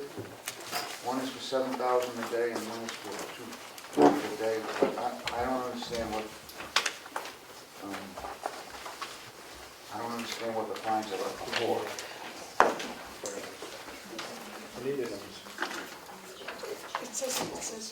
We have someone that can explain it? I believe the commissioner's in France. Commissioner Platch, unless Commissioner McCarthy would like to opine. I'm sorry, I was talking, what was the question? I'm sorry? Commissioner, the commissioner's here. Commissioner Platch, Yes. we are discussing the transfer, Okay. and there was a question on what the fine was for. We have Sue here, she can explain it. Let me give it a shot. There was an anonymous complaint to the state that had to do with staffing, saying that we didn't have enough medical staffing at the nursing home for the number of residents we had. So someone from the state came in, looked at all that, said, you've got enough staffing. But in the meantime, discovered that somebody who worked at the nursing home and had had COVID, stayed out for 5 days and then came back to work. They should have stayed out for 10 days. And so they came back to work early. It was a third shift. They encountered 3 residents during that time. The person that came back after 5 days had never had any symptoms, but had had a positive COVID test. None of the residents ended up getting COVID from this person. In fact, I believe they'd had COVID before. Everybody was vaccinated. Nobody was hurt. But because this person worked, there was a problem noted, and we ended up with CMS getting a $155,000 penalty. So it all resulted from the anonymous complaint. Now, somebody was not supposed to work because the policy, the rules were you stay out 10 days. But those rules had changed, and so there was a misunderstanding. I believe they had been 5 days at some point, 10 days, 5 days, 10 days again. Are they still 10 days? It's 10 days now. It's 10 days now. And it continues to be 10. So that's what that is. There is an opportunity to get the penalty reduced if our appeal rate is waived. It will be reduced 35%. We pay it, so it would be $101,000 approximately. And after consulting counsel, we, as a commission, decided to do that. Waive the right to appeal and pay the penalty. I didn't catch that last. Waive the right to appeal and pay the penalty. So we are looking to do a transfer of funds to pay that penalty. Thank you, Commissioner. Representative Bucco. Thank you, Mr. Chairman. Under the previous administrator, we never had any deficiencies. Is there a problem over there that we're not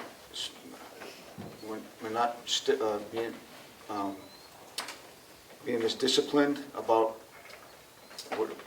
whatever we need to be disciplined about, so we don't get hit with these fines? May I speak? Yes. You've always had deficiencies over there. Glad. Who are, can you say the name? Susan Doty, I'm the director of nurses, excuse me. You've always had, tags over there, but 3 years ago, we had a perfect survey, and maybe 10 years prior to that was a perfect survey. But every year, the state will tag you 1 or 2. To get a perfect survey every year is impossible. And remember, they came in on a complaint about staffing. And while they were there, they just decided to look at infection control, and that's what they came across. It's rather a big fine, I think, but and as far as the discount on the fine is that, do we have to waive rights, or is that just because if we pay it right up front before a certain date? Have to do a waiver. Waive the right to appeal in order to get the discount. So, is the appeal, waive the right to appeal this particular fine? Okay, it doesn't carry to anything else. Thank you. The ironic thing is, if we had had insufficient insufficient staff on duty, if we were in a crisis with staff, we wouldn't have gotten a fine. Because it's okay, it would have been okay to have somebody work with COVID. Oh, to cover. To cover, because you didn't have enough. We had too many. Oh. So. Mr. Chairman, Representative Woodcock. Thank you, Mr. Chair. Just I'm trying to understand this. If, let me make it simpler. Who supposed to have oversight, the staff coming in and staff coming out during that illness period that invoked the fine?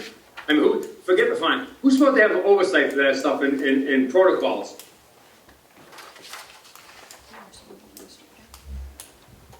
The nursing administrator ultimately. So the nursing administrator Follow didn't up. perform the function that you're saying? The That cost nursing home- $155,000? Ultimately, the nursing home administrator has responsibility for what happens in the nursing home. That's her position. She wasn't involved in the decision to allow someone to work. Somebody made a mistake. So Somebody my que- lower down May I the- follow up, Mr. Chair? So my question is, who is, if I'm out sick with COVID and, or probably off for 5 days, depending on it is, who's supposed to check the process when I come back in? You said the nursing home administrator wasn't involved in it. Who does? Who is? I don't believe the nursing home administrator is involved in checking everybody for COVID. There's a process for doing that. There are people on staff who are responsible for that. I believe what happened was a bad decision was made on third shift. And so this person worked. I can't give you names. No. No, I'm not, Mr. Chair, I'm not looking for a name, Commissioner. All I'm thinking is, if there's supposed, someone should be in charge of personnel who are out on extended illness and come back, there has to be a protocol. So somewhere, some function is not being done. I'm just trying to figure out who's in charge of that function. And you sort of pass the buck by saying, well, the nursing home administrator is the end. Well, the real end is the commissioners, but you don't touch it. The nursing home administrator doesn't touch it. I understand that in the real world. I'm just trying to find out who is supposed to look over staff who are in and out like that. That's all. So, is there a specific position? A lower management person made the wrong decision.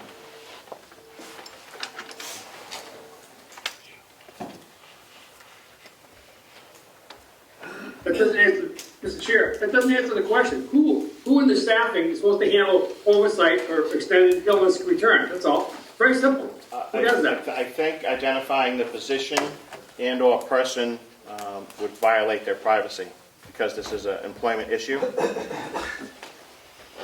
But I'm not asking for, all right. It's like the greatest cover-up of the 21st century here. Thank you.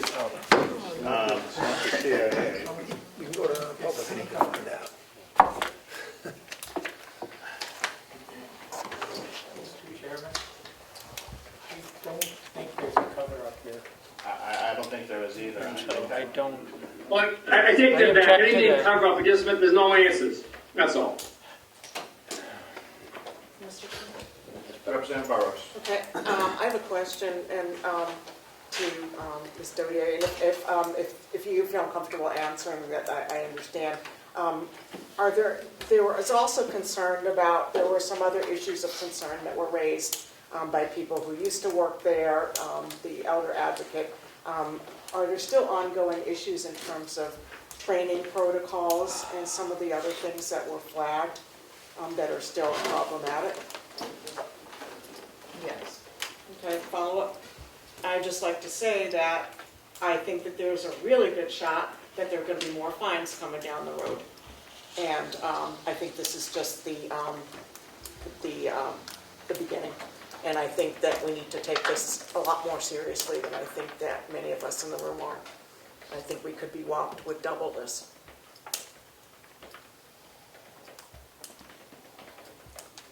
Any further discussion on the transfer?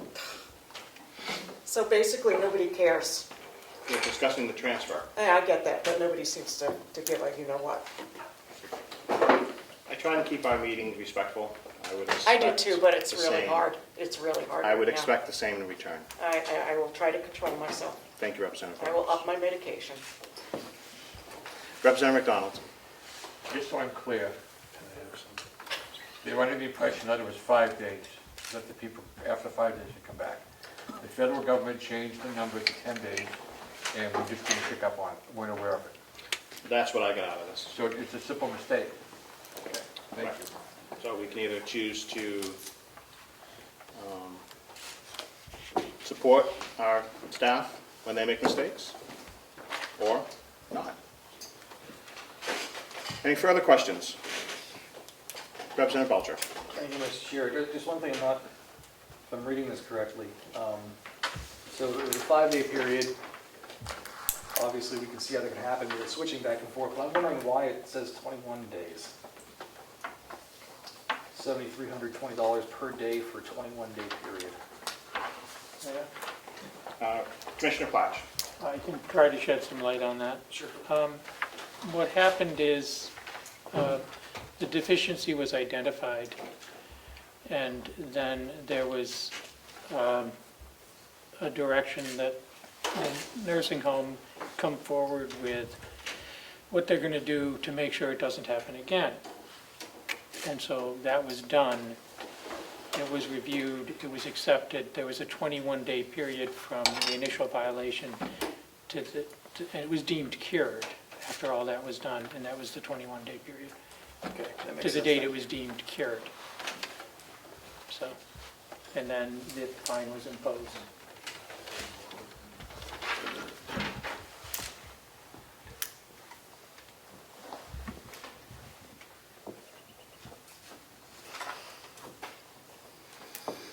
Any further questions on the transfer? Mr. Clark? I just want to be clear what the motion is. The motion is a funding transfer of $101,000. $101,192 transferred from salaries to legal to pay the fine from CMS. Okay, and motion, I'll make the motion, Mr. Chairman. I think we've gotten that far, have we? I'll second that motion. Motion made by McConkey, seconded by Smith, for the 101,092. 101,192. 192, from salary to legal. Correct. Okay. If you're in favor of that motion, will signify by saying aye. If you are against, nay. Cordelli is not here. McConkey is a yes. Smith? Yes. Belcher? Yes. Brown? Yes. Constable? Yes. Crawford? Yes. McDonald? Yes. Petronell? Yes. Bucco? Yes. Woodcock? No. Burrows? Yes. McAleer? Yes. Page? Yes. Chairman? Yes. I believe it's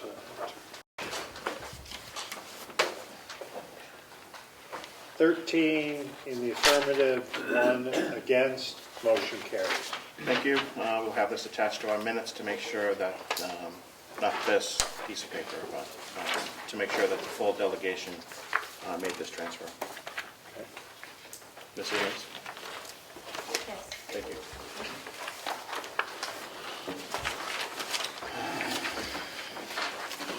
Switch. Do you want to stay in there?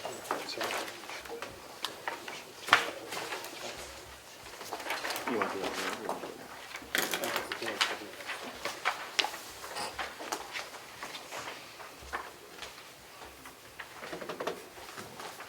now? Commissioner's presentation for the future proposed use of the Carroll County Annex. We have this delightful handout.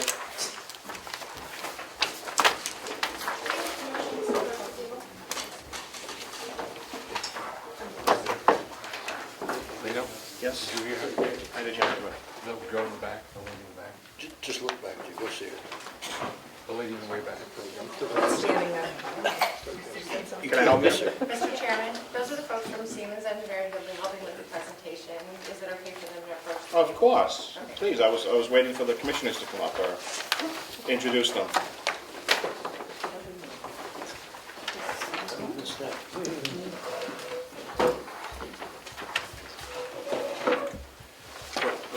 Thank you. Could you just introduce yourselves? Yes. Hi, everyone. My name is Ava Trina. I work for Siemens in the energy team. We are so happy to be here to be a part of the presentation for the Carroll County building. Excuse me, I'm Kevin Christensen. I'm an energy engineer with Siemens and working on this project as well. Just spell your last name. Christensen. Christensen. Yes. Gotcha. Thank you. So we've been working on this project for a little over a year and a half with a couple of the commissioners as well as Bob and Melissa. So we have quite a few plans. We also have some photographs and some renderings in the presentation that Melissa put together ahead of time. Melissa, are we going to share the screen as a presentation or just? Before we get started, would the commissioners like to have a few minutes to introduce us? To introduce us? Yes. This is a real exciting opportunity for us. We've run out of space at the main building, which is why we're meeting here today. And you can see this room. I don't know if you've even noticed the change in this room if you've been here in the past year, but Bob has done an incredible job working with other staff, Melissa, to get this room into this kind of shape. These benches came over from the old courthouse, as did the tables and the desk that Melissa's sitting at. I think Bob used 2 cans of paint to get this thing presentable, painted the wall. We don't have HVAC in here. We have this heating system, but we do have the fans. This is the old cafeteria for the nursing home. This is where our residents used to eat all their meals. Our vision here, and the delegation room, what used to be the delegation room is now additional office space for our county attorney. She needed more space for her staff, and there was no other place to go. My personal feeling is this is a great meeting room. Our vision is to bring this building back to life. It's very usable. The bones are sound. It's, the roof is tight. It needs to be freshened up. And so that's what this plan is about. Make this space usable again. We can't just get rid of this building because we still have facilities in here, especially for the new nursing home. The laundry is located in here. Bob's workshop is in here. There's a lot of storage in here. The backup boilers are in here. So we need to keep this going. Oh, and we have IT in here as well. There's IT's offices are in here. In any case, that's the introduction. So we've been working with Siemens to come up with a plan for doing this and figuring out how to pay for it. We've earmarked a good amount of ARPA funds for this. And we've pursued some other grant opportunities as well. And so having said that, I'll let our folks from Siemens take it over. Melissa, do you want to talk about the grants that you've applied for and how this will be funded? So I guess I could skip right to that. So you have a packet that includes the whole presentation.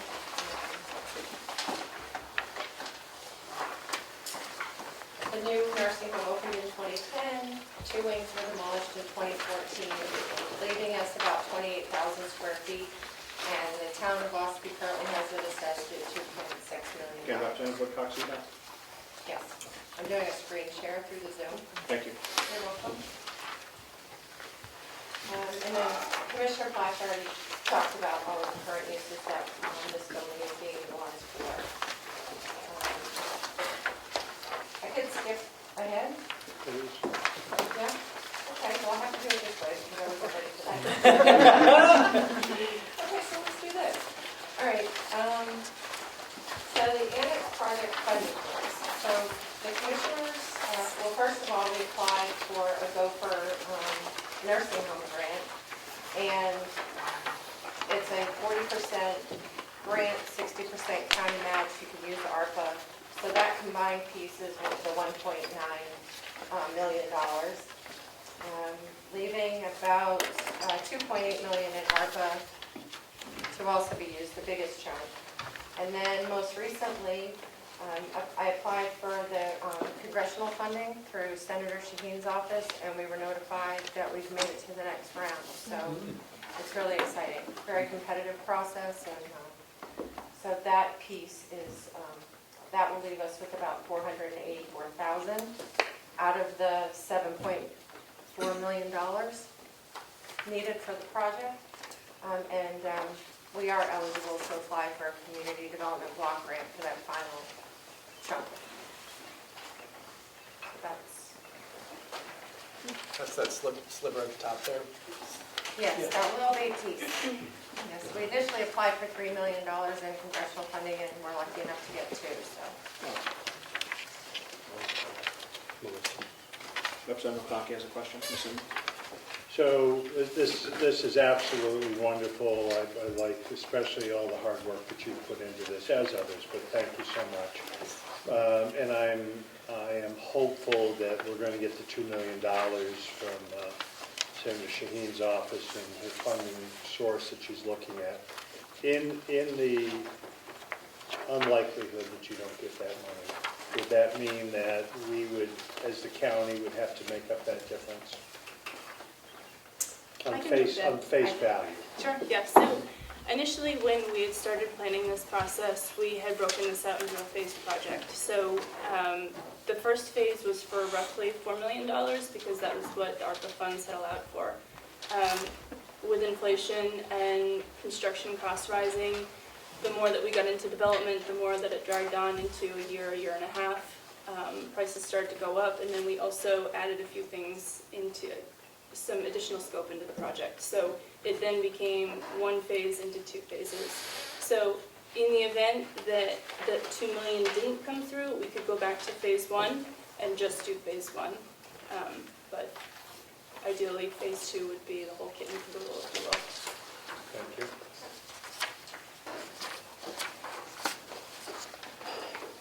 Who wants to continue? Yeah, I can just speak a little bit to Kevin and my interactions and maybe where we came from, where Siemens came into the mix. So I've been working with Siemens for 3 years. I think I don't know, how long have you been here? 5 or so. So in 2018, Carroll County did a performance contracting project with the admin building, the jail, and the retirement/nursing home. So that project is a little bit different than that, than this one that we're proposing, in that it relied pretty heavily on energy efficiencies to pay for the entirety of the project. But with the scope of that project was automation, new boilers, a new roof, I believe, for the admin building, or patchwork, some lighting. So very similar to what the scope of this project is, but it's a little bit different. So we're proposing this because of all the reasons that the commissioner said, but also too that it's a fabulous addition to the community. And if you look in some of the photographs, you'll see a STEM lab, which can be used for surrounding schools, whether that be universities or K-12 schools. There's also a kitchen that would be commercial grade, so if there were to be functions within this area, it could be used. It could also be rented out. I don't know if it's okay for revenue purposes, but if that were something that would be of interest, maybe it could be rented out for monetary value. What else? So this development has been back and forth. We've done a lot of checks and balances with Bob, as well as Matt, and going through things that are reasonable and transparent and of best use to the community. So if you have any questions on the photos or the renderings, we would happily take them. Representative McConkey. Thank you, Mr. Chairman. We had talked about funding a moment ago, and we talked about phase 1 and phase 2. Sure. Where does phase 1 end, and what what's in phase one? Is there an enclosure here? There is not, but I can certainly provide you with one for breakout. I have a list of scope of everything that's included, and if you like it, it's not broken out with phase one and phase two, but I can send you them. In general terms, does phase one encapsulate the building with better roof and heating So the roof is, and all of that? sure, the roof is sound, it does need some insulation. Kevin's engineer can speak to the technical piece, but Yeah, so the portion that we'd be looking at, spray foam, something like that, would be improving efficiency of the building. That would be more put into phase two. Phase one would be getting the building running, looking nicer, getting a functional kitchen so that whether there's schooling or different kinds of applications we want to use with that, just kind of getting that up to date, getting the offices ready, if there's different office space that need to be used. Pretty much bringing this building into use would be the way for first phase. It's more efficiency measures would be probably brought into the second phase, whether it's windows, possibly HVAC systems. The initial phase would like to look at ventilation and most likely cooling as well with a VRF type and energy recovery ventilation type stuff. Always kind of keeping in mind the energy conscious when doing that, so to make it more sustainable. Dr. Powell? Thank you for that, sir. Sure. So I'm hoping phase two comes. The money's come, the $2 million to finish it. But if we accept phase one and we start doing the cosmetic work and we haven't done the windows, we haven't done the heating, and we haven't done the air conditioning, we've just bought a building that's going to cost us a lot of money because of those inefficiencies. That should be, I mean, part of those efficiencies will be done in phase one, like the HVAC. If I could we just get that breakout where they feel those costs would be? yes, Thank you. Thank I you will both. definitely do that. Do we have a copy of that available now for the delegation? We do not, just the entirety of phase one and two Thank you. together. Representative Burrows. This will be a very polite question. I was just particularly interested, I saw temporary staff housing, and what does that encompass? That would be a Melissa question. Did the commissioners want to? I would think it would be Commissioner's question. The emergency The quarters? idea would be one of the wings would become a kind of a warehouse facility. All the walls get taken down and it becomes a centralized purchasing facility, so we can store for all the departments in there, do centralized purchasing, have a loading dock, bring it in there. The other wing becomes offices. Now, at the beginning of one of those wings, we would have probably three, we're talking about three, I think is what we had talked about, rooms where staff could stay. And this would be available, we were thinking, to nurses as needed if there's another pandemic, hopefully never again. But it would be a place where traveling nurses could stay, save some money on hotels, or staff that had to work overnight and was doing a double shift or something. It would just open up some possibilities that we don't have now. There's a floor plan in there as well to show. I just have a follow-up question. Could it also, I mean, I guess this would be expanding it, because I'm just thinking of the nursing shortage, providing, housing for maybe people who came from other parts of the state to work here. Is that a possibility as well? Yes. Okay, that's awesome. Yes. Thank you. We weren't thinking we're not thinking of it as permanent Yeah. housing, but as temporary. Yep. So, and it could be for a matter of weeks. Representative Brown. Thank you, Mr. Chairman. I actually have one question for the commissioners and one for Sam. So for the commissioners, you and I spoke about this once before. Has there been any justification put together for the centralized purchasing as opposed to a just-in-time supply thing that most organizations have gone to? Are you looking for some sort of study Well, I don't know whether I don't know. Siemens has done anything to justify that. We You haven't guys done a have study. anything through the CFO or somebody that justifies I don't believe taking we've done a space study. here and utilizing it for a warehouse. And to me, based on my experience in the recent past, that doesn't really justify. So, There's a lot of material used at the nursing home that we do have to keep on hand, that we do have to store. And that's stored in this building and over there. It's not something that we can do just in time. We do have to keep supplies. This would facilitate that. I guess I'd just say I would like to see something that shows what type of square footage you need for that, so that the rest of the space could be used for something more functional. But We have a lot of durable medical equipment that goes back and forth, wheelchairs, commodes, scales. I'm just going to say this, I've heard that before, I'm not going to be critical, Bob, but I've heard there's a lot of this, so I would look for something that justifies the square footage that you need for that. Based on what you currently warehouse, you should be able to come up with a square footage, so you could give that to Siemens, they say, this is the appropriate amount of space for warehousing. So, okay? Thank you. And so, Follow-up? well, for Last one. Siemens, in regard to the roof and the building envelope, kind of along the lines that Representative McConkey spoke about, my concern when I walked through is that I don't know what you did for investigations to determine the integrity of the roof, whether you did a radar investigation or whether you did some other type of investigation, make sure that there's not water on the decking or something like that, and then also the cost to replace the windows so that you have that type of integrity that would reduce our energy usage. Sure.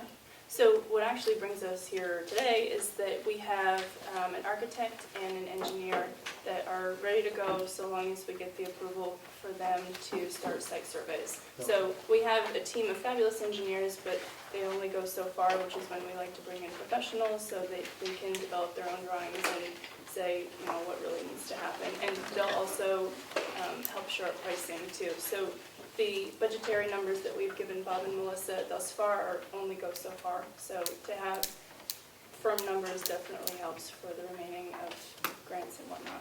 Okay, thank you. So the idea of getting, excuse me. The idea of getting the architects and engineers to come through so that they can put their stamp on the drawings and continue with, coming up with a good plan, and then we can be able to give it to a contractor sub as well, and we can take a look at it to get the most solid numbers that we can. So, which won't be changed after that. So that's the big idea of coming here today, is to get that approval, go forward with the architect and engineer. Thanks. Representative Bucco. Thank you, Mr. Chairman. So, in the previous project that Siemens did here a few years back, their focus was on energy and efficiency. And when I look through this, there's much more structural work and even cosmetic finish work in here. Are you going to do that yourself, or are you going to sub that out? That'll be through the engineers. So you'll be working as a general contractor here. Essentially, there are some energy savings that we'll use as, so currently with the project that you're referring to, there's a performance assurance measurement and verification at the end of the project, and it basically says that any of the energy savings that we guaranteed, we guarantee. So it would be the same with this project. Anything that we find that we can guarantee for energy savings, whether it be windows or HVAC, lighting, what have you. Yep. Follow up? Yep. But you're still going to do the structural work. Right. So yes, with it, yes, yes. But Not us. You don't specialize in that. We would hire a structural Yes. engineer with a stamp too. Absolutely. One more follow-up, Mr. Chairman. Sure. You know that the roof here is a double roof, and so that you can't actually get in between to find out whether it's leaking in there or not, and the water could run all over the place before you find it. How are you going to deal with that? Not necessarily our call, more the architect or the engineer Right. to take a look. But Bob, yes, Bob knows that and has warned us, if you will. Well, that's why this building is only half standing at this point, because there was no way to get in there and even see if it was leaking, much less repair it. It's about 18 inches above the other one, just for a slope, just to get a slope. I don't know what, I don't think we should go too far with that roof like that, if we're not gonna do something to make sure that it's not just gonna rain in here. Sure. Right. Well, again, like, as soon as we have the architect and the engineer to come through, I believe it's 6 weeks or so that they would have a better understanding and would be able to tell us. And we are happy to come back and, before pursuing an entire project, make sure that everyone's on board with what they find and if it's up to snuff. Thank you. Representative McAvoy. Thank you. Just very quickly, I didn't hear anything about solar. Has that been considered at all? It's funny you say that. Yes, it is. So we actually, I don't know what the status is, but as far as the jail goes, I started to look at solar for the jail roof. Unfortunately, it's not very south-facing. There's a pretty small area. We do have a solar team that we rely pretty heavily on. We understand that solar is kind of a hit or miss in New Hampshire, Maine, New England, really. But if there is interest, we would definitely pursue it further. Thank you. Sure. And also, too, there's a portion of the field back that way over towards the jail that would be a fabulous area for ground mounted solar, but I think it might. Representative McConnell. Yeah. Thank you. For the commissioners, is there an amount of money that you're looking to bring forward to us to start this project, or is this just a general conversation? That's my first question. And once you answer that, those funds to bring in these engineers and people of expert opinion that would help us with that, will that be eligible to be funded from ARPA funds or somewhere else? So if we could answer that, I'd appreciate it. Do you have that number? Yeah. Okay. I think I can help. Okay, I was going to go ahead. In order to go through with the engineering, commissioners would have to sign a letter of intent with Siemens. Letter of intent, I think, for the next phase is around $75,000 for engineering. I would have to look, sure, for speech purposes, sure. For argument purposes. And once this letter of intent is signed, we can get the engineering done and present solid numbers. And if the project goes through, that $75,000 gets absorbed. If the project does not go through, we're on the hook for paying the bill. And I would assume, and I can't make that decision, I assume that money would come out of ARPA. As that would be to answer the other part of your question, the kickoff money would be ARPA funding. We have the money in the bank from ARPA funding, and that would start the project. Is it the commissioner's opinion, are the commissioners sure that that is an eligible funding that can be used? Yes, it is. Thank you. Any further questions? Representative Smith. Thank you, Mr. Chairman. Once the engineers do their evaluation and they determine, okay, we're good to go, what's the construction phase for the timeline for phase 1 and phase 2 of construction? So I don't have it broken out because as of most recent, we've been of the idea that phase one and phase 2 would be of the same. It would be just one phase. But we are looking at it. If this moves as fast as we hope it would, because we also have to allocate said funds, the ARPA funds, by, I believe, 2025. Ideally, we would have this project in completion by, we would have the agreement signed by December of 2023 and would start construction very soon after. So the project by no means would be done by 2023, but we would break ground, we would kick off and get going within. So you're saying a year, 2 years of construction? Correct. Yeah, when you think a year and a half, maybe a year. Well, yeah, depending on equipment, procurement. Lead time is really the kicker. Things like that, probably a year, probably a little further.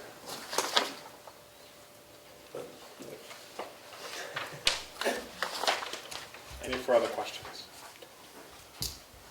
I have one for the commissioners. Through the years, there's been discussion of, and I know you're not going to like it, There's been discussion of adding assisted living to the nursing home. Has that been looked at? You know it's been looked at. There was a study. Correct. We don't see that as part of this project. It could be done. It could be done separately. It's not an either or. So could ARPA funds be used, instead of revamping this building, be used for an assisted living facility over back? I don't believe there would be enough. There's not enough for this project. No, there's not. I think there would need to be a lot more for the assisted living. Would that be something that the commissioners would entertain down the road? You and I have Assisted already living. discussed this, and I told you that we would. The last feasibility study we had done on assisted living said it was not, at that point, was not a good location for assisted living. So I have no problem, and if we want to do another one, to see if it's improved, we'll work on getting grants for that, for the next. I can't promise that because I've only got another year here, so you're we're all on time, so. Representative Brown. And can you tell me why this location wouldn't be good for assisted living? Which location? Huh? You mean the whole, this part of the Yeah, county? she mentioned that this wouldn't be good for assisted living. At the time, we had it done, I think it was done the first year I was here. Because assisted living, people are still on their, kind of on their own. They have vehicles, there's no, this location, there's nowhere for them to go. We have a shopping center. No, that would be, it was inaccessible, according to the study that we had done. Yes, if you do workforce housing, you could do some assisted living too. Well, we would do it. Yeah. No, but it could happen. So the other assisted living, just call me David. If I may, we can get you, I think we can find that study and send you a copy if That'd you'd be like great. it. But I guess the other assisted living facilities that I'm aware of over in the Meredith and Laconia areas, they have a bus to take people to different areas. So they don't, most of them don't drive themselves anyways, but that's just my experience, so I kind of question that reasoning. Okay? Back to the bar. Thanks. We need that. Yeah, that would be my problem. Representative Belcher. Thank you, Mr. Chair. No, that's fine. I guess I'm just looking to get some sort of specific ideas of what a couple spaces in here would possibly be used for. Specifically looking at the commercial kitchen and cooling facilities, the IT classroom, and also the county health coalition area. What are the specific things that would be occurring in those three locations? Mr. Chairman, we have the Director of Public Health for the Carroll County Coalition of Public Health here. We also have Dre Gagnon. I don't know your exact title, but you do nutrition through UNH Cooperative Extension. They've been waiting through your meeting and they're happy to answer any questions. Come on up. Come on up, didn't know you guys were here. Right, I just volunteered. Come on up. And then Eileen Levitt from N68 Hours of Hunger has also been. Come on up. Feel like you can sit Coverage. Join us. I can stand. Actually, this spot right here. Sorry. Representative Belcher, do you have your question? Yeah, so I was looking for some specific ideas of what kind of activities would be taking place on a regular basis. Still in session? Commercial kitchen facilities, IT classroom, and county health coalition. I can speak for extension if you'd like. So Property Extension offers different kinds of classes. I do the nutrition and cooking, but we also have forester, agriculture, 4-H, food safety, all different things that we talk about. So we were envisioning if there were classrooms that we would be able to use them for our programming, including the 4-H, and if there was a STEM lab, then there would be like 4-H STEM programming that would be done. I do cooking, and my classes are open to anyone in the community, specifically for low-income people. But I could see using the kitchen here, or using this space, or a classroom. trying to think what else. That's what we picture with extension.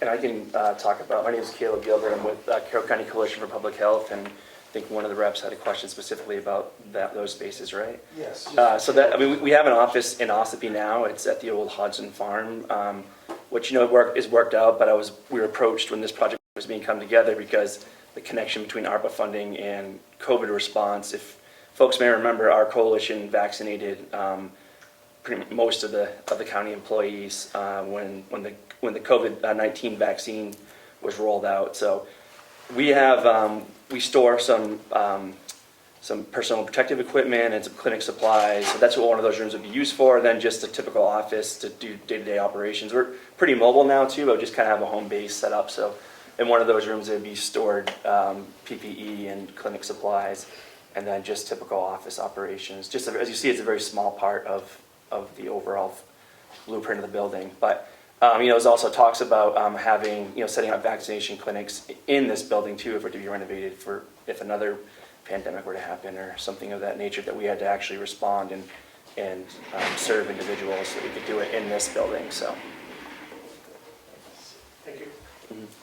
And I'm with representative in 68 Hours of Hunger for the Wolfboro area, and we're a nonprofit that feeds elementary age kids that are insufficient food on the weekends.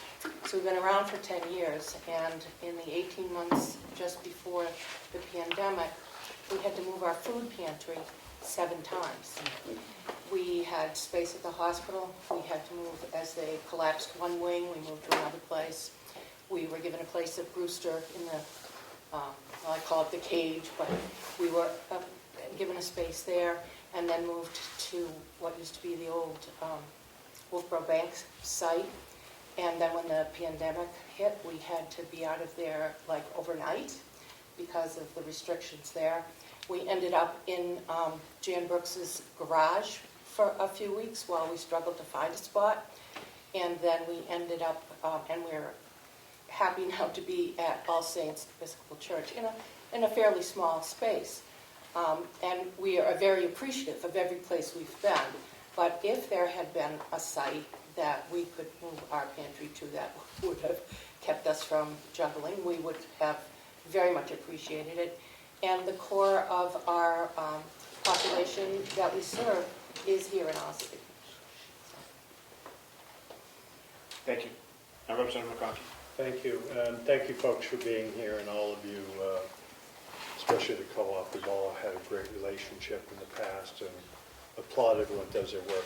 My question is, if this becomes a multi-purpose space, do the commissioners intend to write leases for only 3 or 4 uses? I bring that up because in the Lands Advisory Committee over the years, we've identified for farmers, whether it be livestock or other items, that there is no commercial kitchen for their use. And we've identified that that's a great need. If we lock into the food pantry, it would seem to me that that takes away some other options. So I'm wondering who is going to be the coordinator of what services come in here, and at the same time knowing that we and you have the space available to us for this meeting room, because we've been sold that's what's going to happen. So who is going to coordinate all of those things? I think. I'm not. Nice. I think ultimately, I'm looking at Melissa. Mark, it would be the commissioners with the help of Melissa or whoever takes on her job. And we do have another office person that's working in finance now who works for the commission. I believe it's 8 hours a week, so that she maintains her full-time status. So I think we will have it to start with. I saw heads nodding with that we were going to choose 2 or 3 agencies to fill this space. I'm not happy with that. I don't think we would. I don't know where that's coming from, but we haven't made. I saw a couple of heads moving up with me on that. We haven't made decisions on. We know that there is a need for a commercial kitchen that's available for use. there's a need for, we don't have a large meeting room in this part of the county. There's really no place. And this room becomes bigger under the plan. That wall gets pushed back. That's a false wall behind you. That's where the commissioners will go, so we don't have to turn around like this? Yeah. But if I could, please, you need to schedule this space. I can see that for our funding. County needs first. County Okay, government needs that's first. fine. Delegation gets priority too. And I'm and sure then to be people would have to eligible, sign to up. be eligible for this funding, we probably need the gentleman on the end because that's a function if something were to happen and we need to vaccinate. So I'm sure we need that gentleman in this program. Making an office available is an easier thing than making the kitchen available. Kitchen available, we have the same issues in, as you know, in the land advisory, speaking with the Head Start program, Meals on Wheels. There's plenty of places that would be, I would think, competing for this space as farmers or anyone else. And you are going to need to have a coordinator, as I have found in my life, that I have to have an assistant that keeps me making sure I'm moving in other, places I need to be. So I don't want to give the false input here that it's a lock for anyone sitting in here for these uses. Many of the uses would be after hours, I'm assuming, weekends and things like that. Perfect. But someone needs to coordinate it. We'd also envisioned making it available for functions, a private function, to lease the space, use it as a catering kitchen. So. Thank you. So is the question before us, Mr. Chairman, an appropriation of $75,000 to allow this engineering, whatever study that needs to be done? Is that what we're being asked to do here? That was not my intent of having this discussion. Point of order?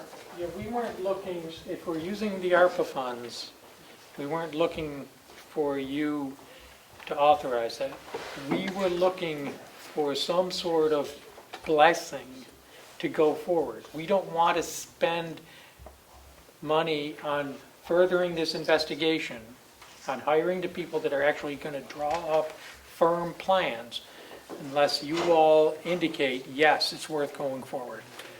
Let's start, let's make this happen. So, We can't give you absolution because we don't have any numbers. We don't have any outlook. We have a rendering, we have drawings, and we have discussion. Right. yeah, We would need something we don't have to. in writing, in contract with some type of something so we can give you our blessing, but it's not going to be an absolution. Right. Okay. We're not- I believe the lady would like to speak. Please. So the firm numbers would come after getting an architect and an engineer to walk through with drawings and subs with their numbers. So, unfortunately, we'd love to have them now. Our budgetary number for what Melissa has applied for is as much as we have right now. Thank you.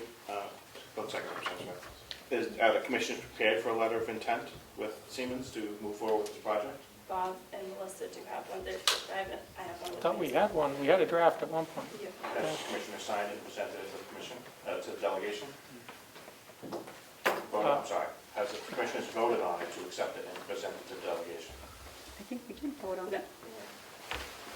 Well, let's make sure. I don't think we voted on it. But let's do that. We voted on one, didn't we? Let's do that now. Did we vote on it? You did, and that's why we're here. Yes.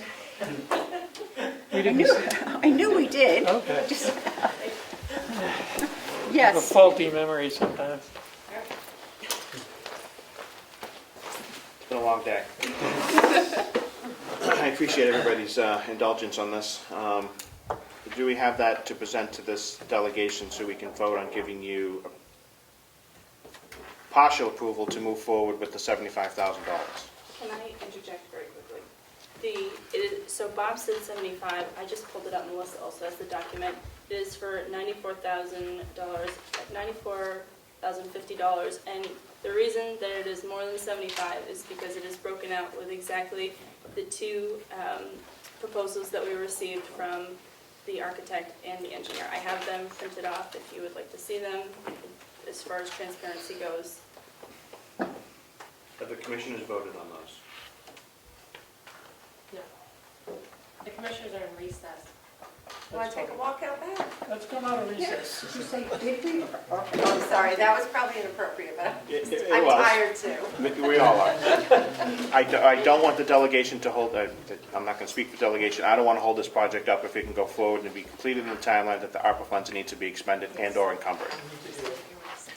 However, have the commissioners prior to this meeting voted on the $94,000 to be presented to the delegation with the relevant documentation?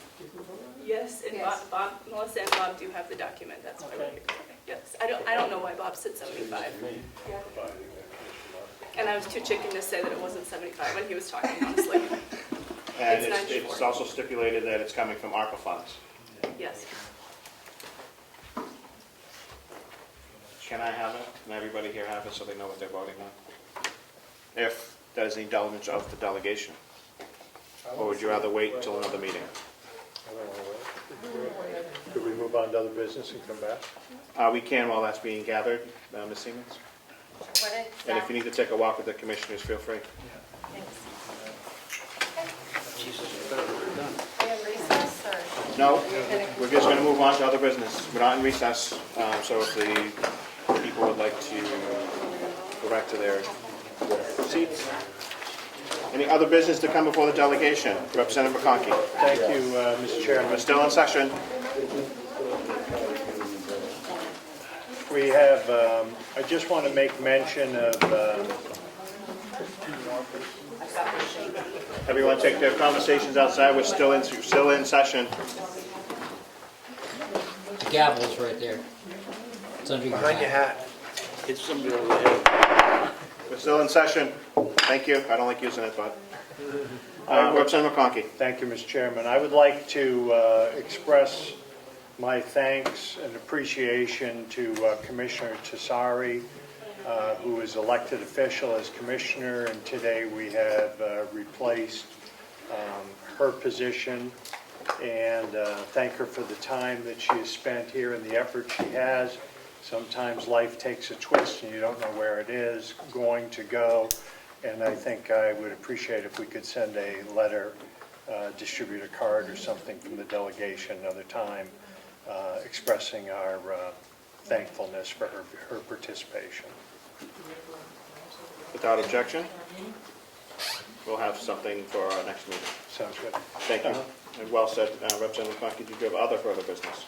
I would like to discuss, while we're in this little bit of interim break,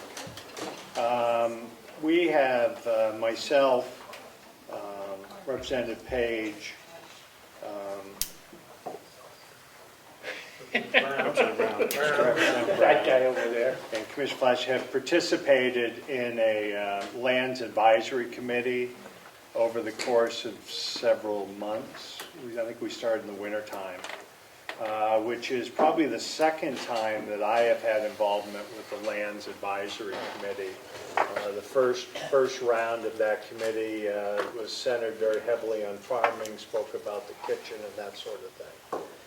And we, the mission, I have not chaired it in the past, but the mission where we've devoted much of our time was talking about the possibility of repurposing some of the 900 acres that we own in the as county lands. Part of it now is being used for agriculture. I call it government agriculture. We farm it.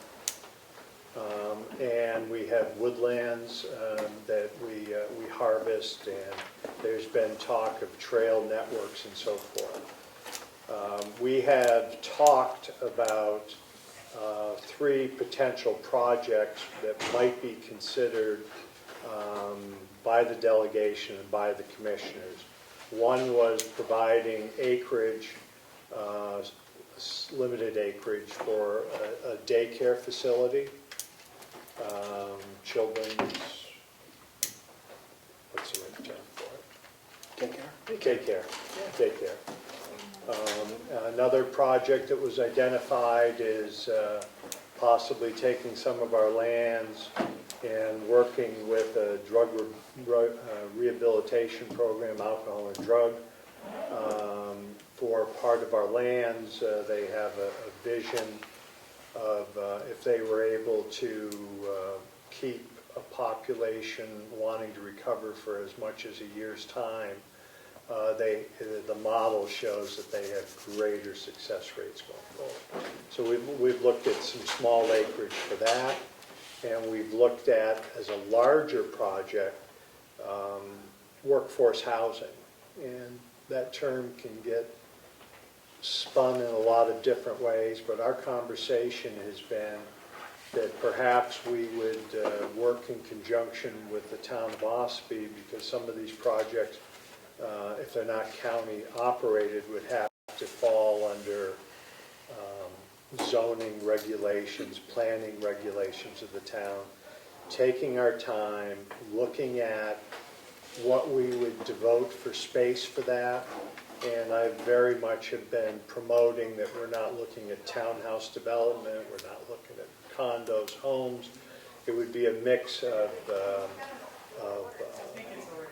apartments that could be affordable for LPNs and workers in general, and a mix of buildings.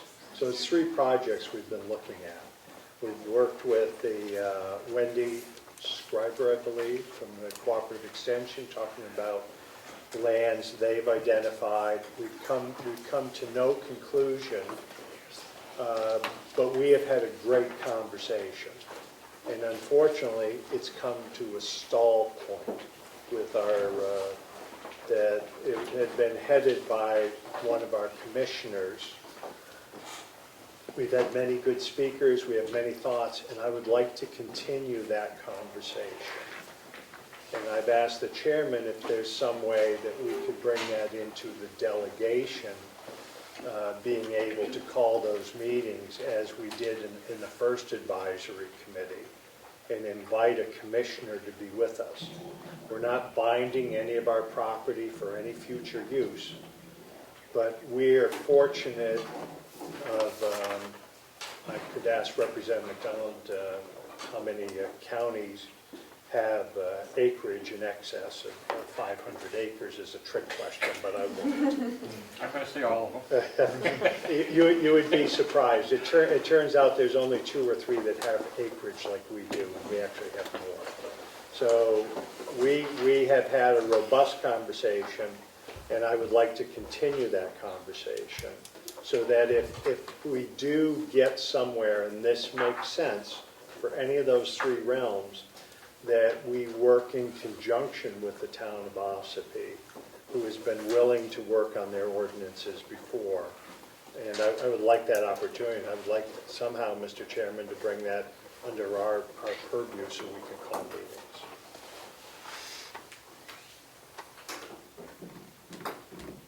And I look for your guidance. I'm going to add one to your plate. Okay. If that was the will of the will of the chairman. The will of the chairman. I know Representative Page loves to dive in on things like that. We have approved 3 members to be part of the Commissioner's Land Use Advisory Board. The use of the land does fall within the delegation's purview. We have had subcommittees before looking at this building and others to be used in the county lands. The 3 members have expressed gratitude and excitement at looking at possibilities for this land, as well as Commissioner Platch, who was part of it as well. I see no problem with making a subcommittee with a recommendation date to the commissioners, the delegation, and the town of Ospey at a certain point next year-ish, or are you looking for this year? I would say probably a recommendation in 6 months' time at most.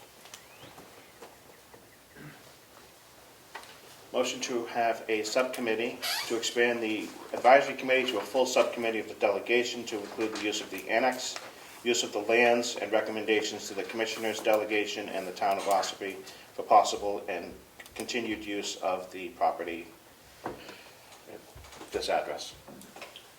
I'll second that if that's an official motion. That's your motion, somebody's going to second yours. I'll second that. Thank you. You know, chairman usually doesn't make his own. Can I- Discussion? Yes. Please. I just wanted to say, I echo what Representative McConkey's saying, that we've gotten pretty far down the road on kind of the process about thinking about this, doing a lot of initial work, a lot of discussion with Commissioner Klatch. And I think it's at a point where we really need to get a bigger buy-in from the delegation to see if we're heading in the right direction before we get too much further and give too many people a lot of hope about what, because we've had a number of groups that have come in and made presentations to us that are very hopeful about some things that they think are important to the county, and I think we do as well. But I think it's important to get a few more people involved to get a bigger cross-section of people to support it, or to maybe look at it from a different perspective so that we can make a critical decision on this before we get too far down the road. So. Thank you, Representative Page. Any comments? I'm enjoying the work. Yeah. Representative McDonald. Can I just ask what groups have come forward Sure. with an interest? What groups have come forward? I don't remember the name of the... We had there's a architectural firm that was working with a daycare facility. There was a group out of Ossipee that was looking into funding for a building for a daycare. There was Whitehorse is working with a larger organization about a rehabilitation facility. And we had some, actually we've had 3 or 4, I just can't remember. Commissioner Flash, do you have any others you might add there? There was the workforce housing, but I don't think That wasn't an individual group. we didn't have an individual come in. I know there was talk about doing some site visits on the workforce housing to see what had been done in some other communities. The town, there's a group working with the town of Dover, which is what brought this together, if I can indulge a little. Please, yeah, you certainly. There's a company down in Dover, and I can't, Melissa knows more than I on that name, but they're having a healthcare facility consortium, and they're having a heck of a time finding housing, especially down the Portsmouth area and so forth. And they teamed up with the town to look at zoning, what was preventing them from getting affordable housing for their workers. And they worked with the town, and the town remodeled some of their ordinances that permitted them to put in, I don't want to say tiny homes, small homes, 800 square feet, built in a circular arrangement, parking it back with open space in the beginning. And they actually have a developer that's moving forward and making that available. Can I And ask one more question? Okay. sure. Well, our water and sewer system, will it support all this? Probably not. So some entities, for them to move forward, we would enter in an agreement to sell the land. Some some might be a lease arrangement or whatever, but everyone coming in is of the understanding if we can't supply water and sewer, which we probably can't, that they would have to provide that. But the cravat is that we have a well field over there, so perhaps we could put wells into the same location and condense the amount of space that they need. What particular area are we talking about? Did we want to do this in? Is it like right off the nursing home, or is it over this way, or? Preliminary discussion have been talking along Route 171 with frontage. Okay. And coming into the interior with shielding, from the outside. Okay. One possibility, the daycare center was talking about going on the other side of the county complex over there. Easy place to drop off for everybody with kids and everything. And one of the places up for discussion for the rehab facility is on the other side of the lower level, lower lands past the jail. Thank you. Representative Page. Damon's gonna have so much to write about after this meeting that maybe he won't even talk about this, but I just want to, for the public, I think it's really important that we emphasize that these discussions are very preliminary. No lot has been selected. I think, last time Damon ran a story about this, I got a lot of phone calls saying, I can't believe you're gonna develop the county farm. We have not gotten anywhere close to making a decision about what goes where. Or even if all three of these projects are something we want to pursue. We're just really still in the preliminary phases of discussion. So I think it's really critical to emphasize that for. Yeah, if I could, thank you, Representative, for bringing that forward. We always say it in every conversation. So I see the workforce housing as being the longer term, a long time discussion on that as all of these until we flesh out the whole thing. All right. Representative Page, continue. I gave Representative McConkey some leeway. Also adding, because we talked about specific organizations presenting, I think it's also critical that we share that anything would have to go through an RFP process, right? So, I mean, that should be obvious, but I want to state that as well. Everything will go through its legal requirements. Representative Brown. So just along those same lines that Representative McConkey had said, that as far as workforce housing and stuff, one of the reasons why that came up was the fact that we have difficulty getting staff in here for the nursing home, and that might be a possibility to attract some staffing as well. And that's why we're also looking at smaller parcels. And again, we've looked at a ton of places. We haven't made any decisions on where we're going with this, and that's why we felt it was important to get a bigger committee going before we move much further forward with this. Commissioner Flash. Yeah, I would point out, we also did have somebody from Ossipee come in and talk about some of the zoning rules and some of the changes, and he did a fine job. He might be sitting here. In doing that. Thank you. Was it the intention of to maintain the 3 members, or did you want 5, Mr. Representative McConkey? If there's, I think we're fine with our direction if delegation wants to go to 5. Yeah. But I want to say this, it's 5 members that will show up on a regular basis. Did Mr. Henderson have something to say? He said, up there. Does he have something to say? I don't know. I don't know. Did he have something to say? It's not anybody saying anymore. It's Chuck Henderson from Senator Shaheen's office. It's a delegation meeting. Mr. Chairman, I would appreciate if we expanded the committee to at least 5 members. Okay. With one of those members being a commissioner. Yes. So We would need 5 members of the delegation if you want to go plus, above 3. okay, yep, no, I want to stay with that. You want to stay with the 3? No, that's fine. We can go to 5 if there's interest in those sitting here to join. I'm not seeing much. I'll make the motion to continue the Land Advisory Committee. I think we already have a motion. We have a motion, yeah. See if you want 3 or 5. 3. Okay. That makes it easy. Motion is for 3 members, the sitting members to continue as a subcommittee, and the commission is to appoint someone to that subcommittee. 1. As 1, please. 2 would be a quorum. Any further discussion? Mr. Clark. Thank you. Cordelli's not here. McConkey, Representative McConkey votes yes. Smith? Yes. Belcher? Yes. Brown? Yes. Constable? Crawford? Yes. McDonald? Yes. Petronell? Yes. Bucco? Yes. Woodcock? Burrows? Yes. McAleer? Yes. Page? Yes. And Mr. Chairman, Yes. And just a reminder that the annex is now part of your And the package.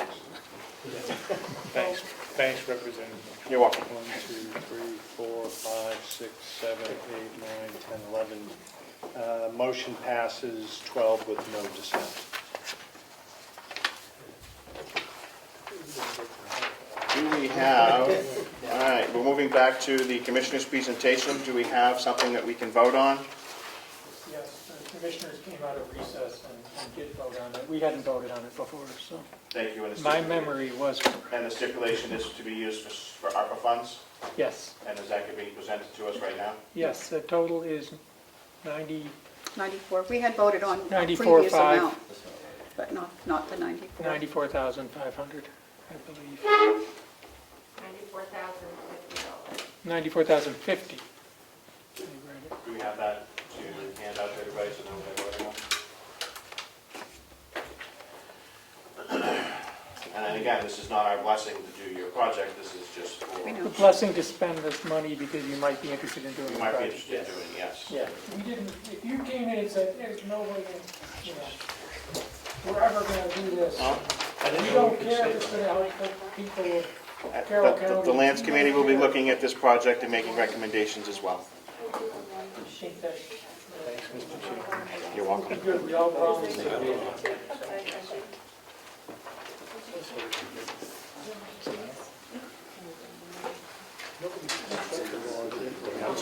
Last time, we'll be out soon.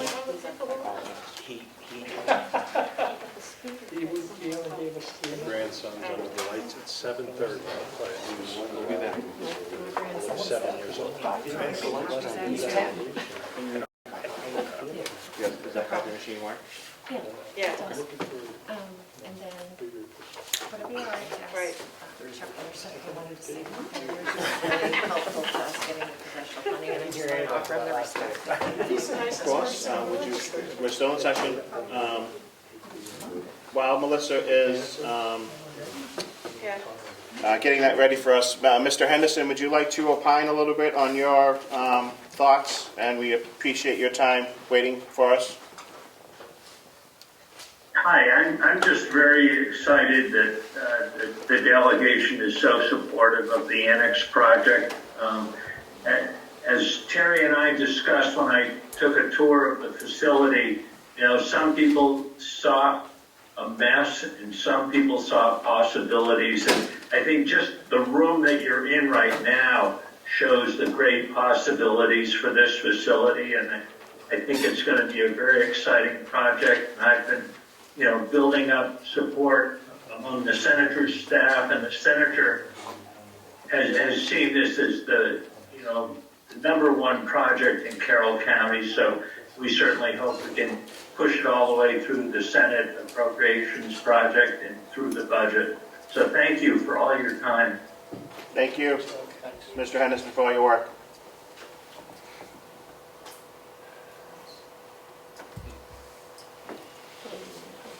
Copies of what you're going to be voting on.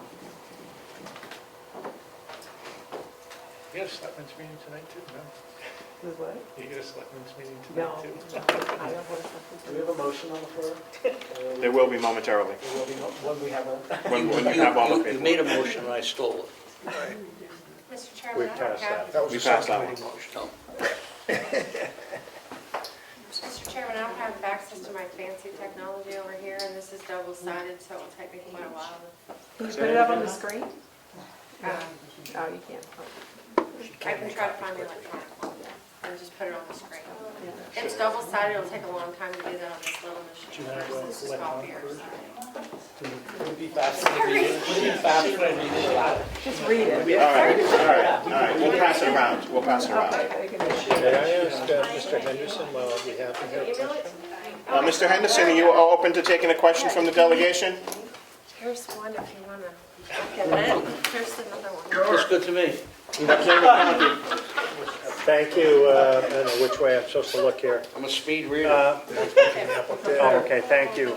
Mr. Anderson, I have always been a fan of your unselfish work that you've done with the senator, and the work that the senator did when She worked as a governor, and the amount of projects that were brought forth to Ossipee when I was part of that. What I would like to say is, from my position on Public Works and Highways, that New Hampshire receives either the lowest amount of appropriations for our highway funding than any other state. And I would hope that the senator and being in control of the congressional delegation, that we could double our efforts to try and get New Hampshire some more funding in that direction. And I'm happy to speak with you and/or the senator at another time on that. But with the efficiency of cars and the amount of revenue that we're receiving in our portion of that toll rate, or excuse me, for the gas, is much below. I believe we're 49th out of everyone. I would love the opportunity to come and speak with you on that. Well, great. I will pass that on and communicate with you to get more detail on this, and be happy to work on your behalf. I appreciate your leadership within the county on that. Thank you, sir. Okay, thank you. That's what I was looking for.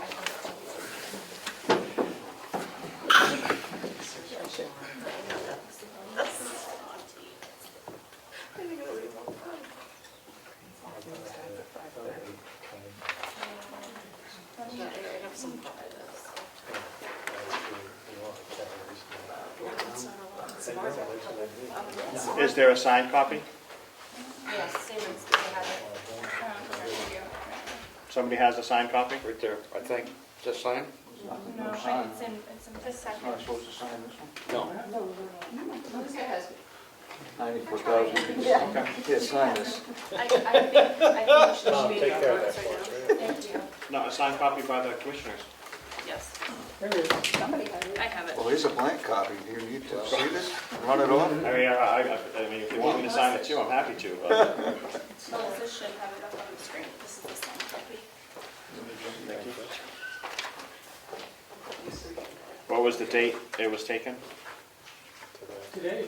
Did somebody date that? I do have a date to sign. It says June 5th, but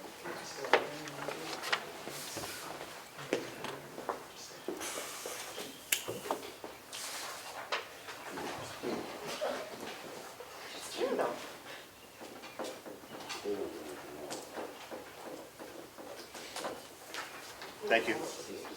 Thank you, Ed. Mr. Comeau.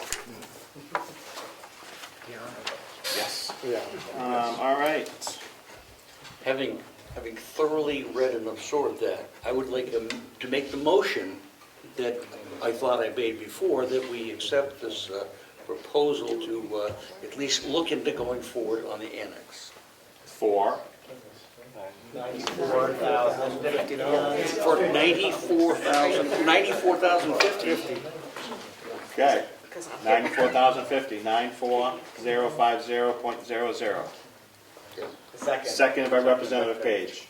Any further discussion among the members on this? Mr. Clerk, at your leisure.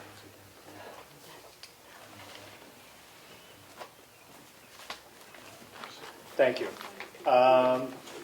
Representative McConkey votes yes. Smith? Yes. Belcher? No.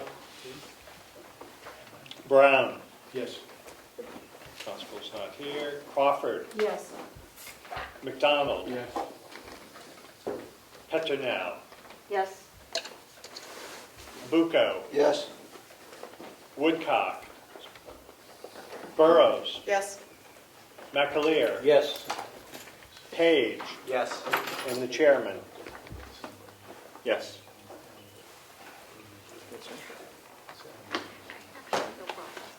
11 to the affirmative, 1 no, motion carries.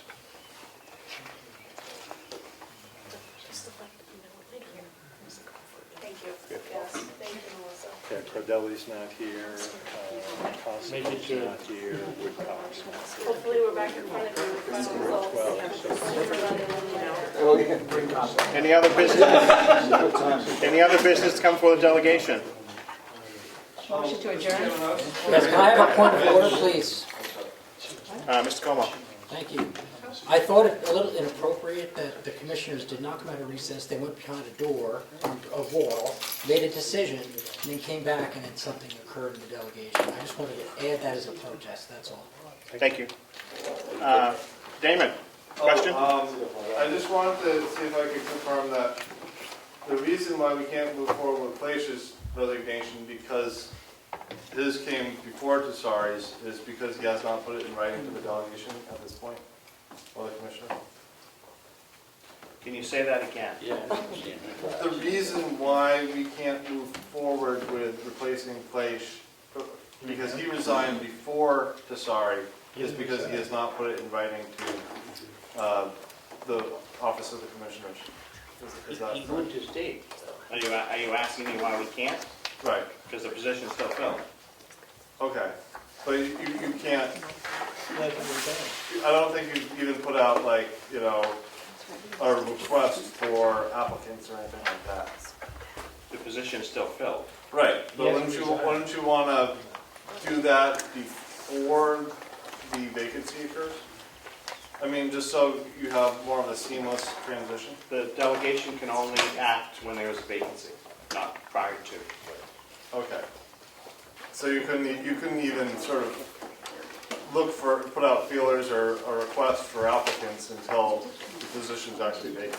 That's what sign-ups are for the elections. We can't do anything until there's an actual vacancy. That just seems a little clumsy, and you guys are all lawmakers.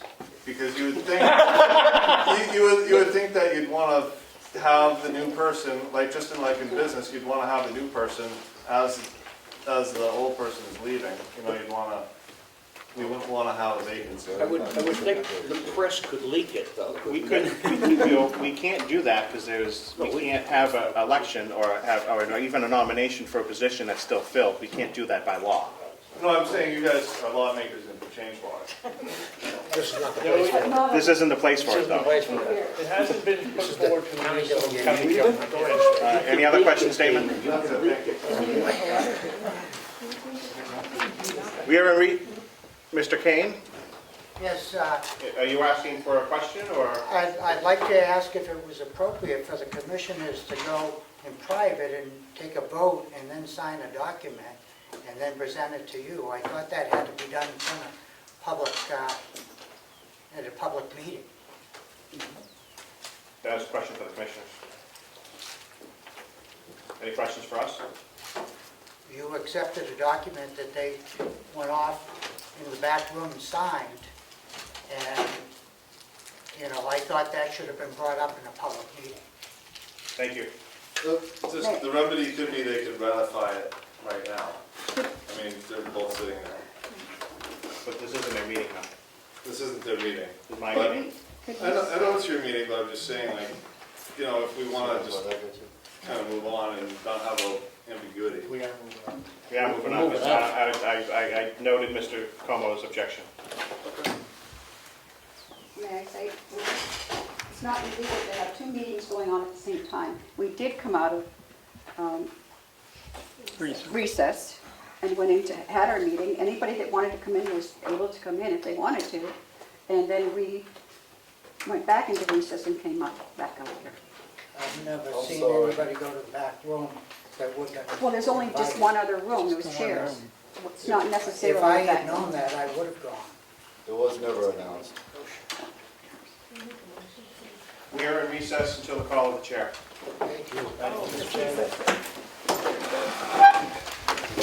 Did everyone sign that has to be paid? 5:28. Thank you. We'll call to order the executive committee meeting. If you want to take your conversation elsewhere. 5:32. Excuse me?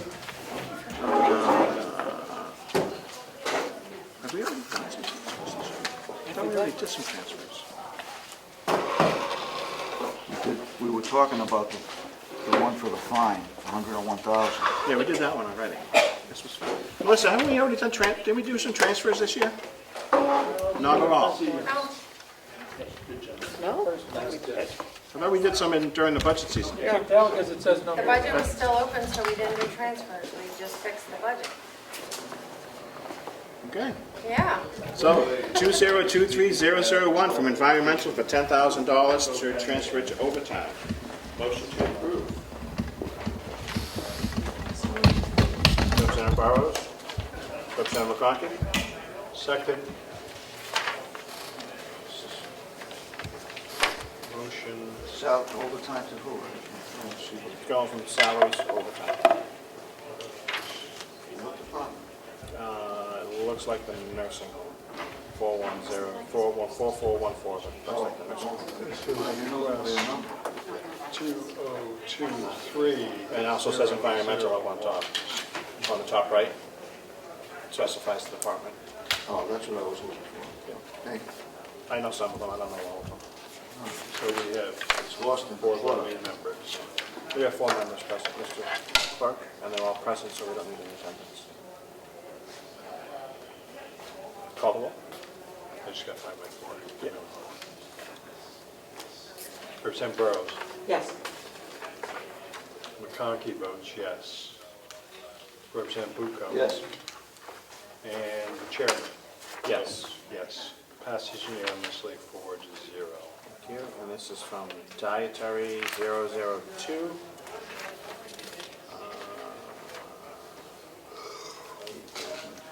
Yeah. Overtime. Salaries to overtime. Yep. So this is request 2023-002. Yep. Question? Yep. Any questions? Motion by McConkey to accept, seconded by, Second. okay, by Burrows, second motion.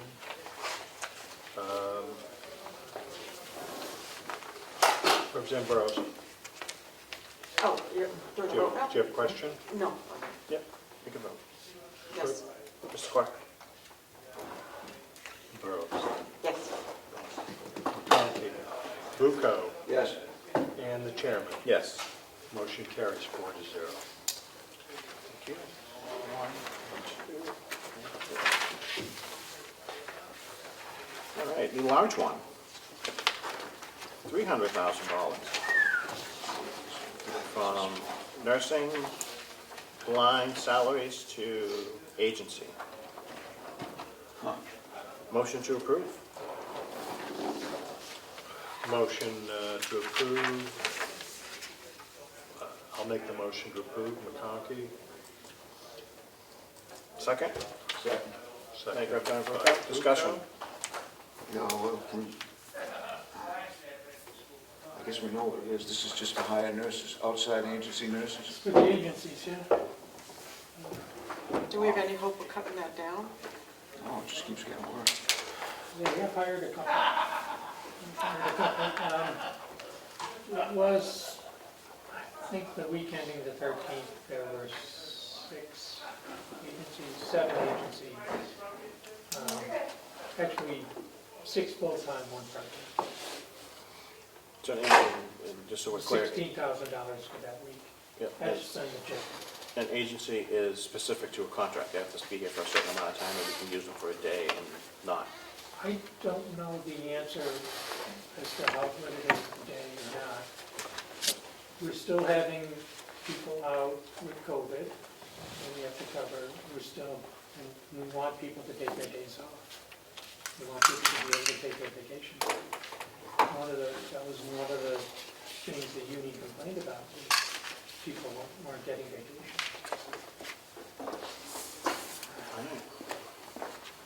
Any further discussion? I guess I'll say, I mean, this isn't the time for it now, but I know like the hospital, Memorial, they have a really great program with the community college, and they're hiring quite a few people through that by helping to fund their education. Okay. You know, like good, really good numbers. So. Yeah, I think they're only unique because they have a campus up there, right? Well, they actually, through fundraising and whatnot, they help with their tuition from the community College in Berlin, and they also have one with the nursing, like LPNs in Laconia, and they're hiring a lot of people. You could talk to the hospital about it. I mean, it's a good program.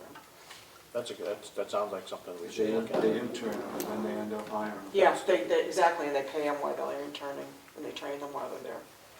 That's a program through White Mountains Community College. And the hospital, and the high school. Cool. Something we should look at here, Yeah, especially with, we have a high school in our backyard, basically. yeah. And instead of people going into low-paying jobs, I mean, this is an opportunity to make some good money and do good. So it is, and we raised the starting, private age significantly. So, beginning April 1st. I mean, just in terms of a career for people, Like, And frankly, we pay better benefits than the private, and it's a nice place to work. It's a nice facility. Any Motion. further questions? I don't know, there's nothing we can do about it. We can certainly say no, but that's not gonna solve the problem. That's gonna make it worse. It'll make it worse. And they won't hire the agency nurses, and then there'll be no staff. Right, they'll be short. We'll be short-staffed, we'd have to have empty beds, Right, we don't want to and do we that. haven't done that yet. That's why our approach share came in at 2 million. You don't have any empty beds? We have some empty beds, You do. but we haven't done what the other homes have done, which is, so we've been going at close to 90%. Oh, Other homes, Crafton is below 50. yeah. The next highest home is like in the 70s. We're at Everybody is having this problem. Right. And we have not done what they've done.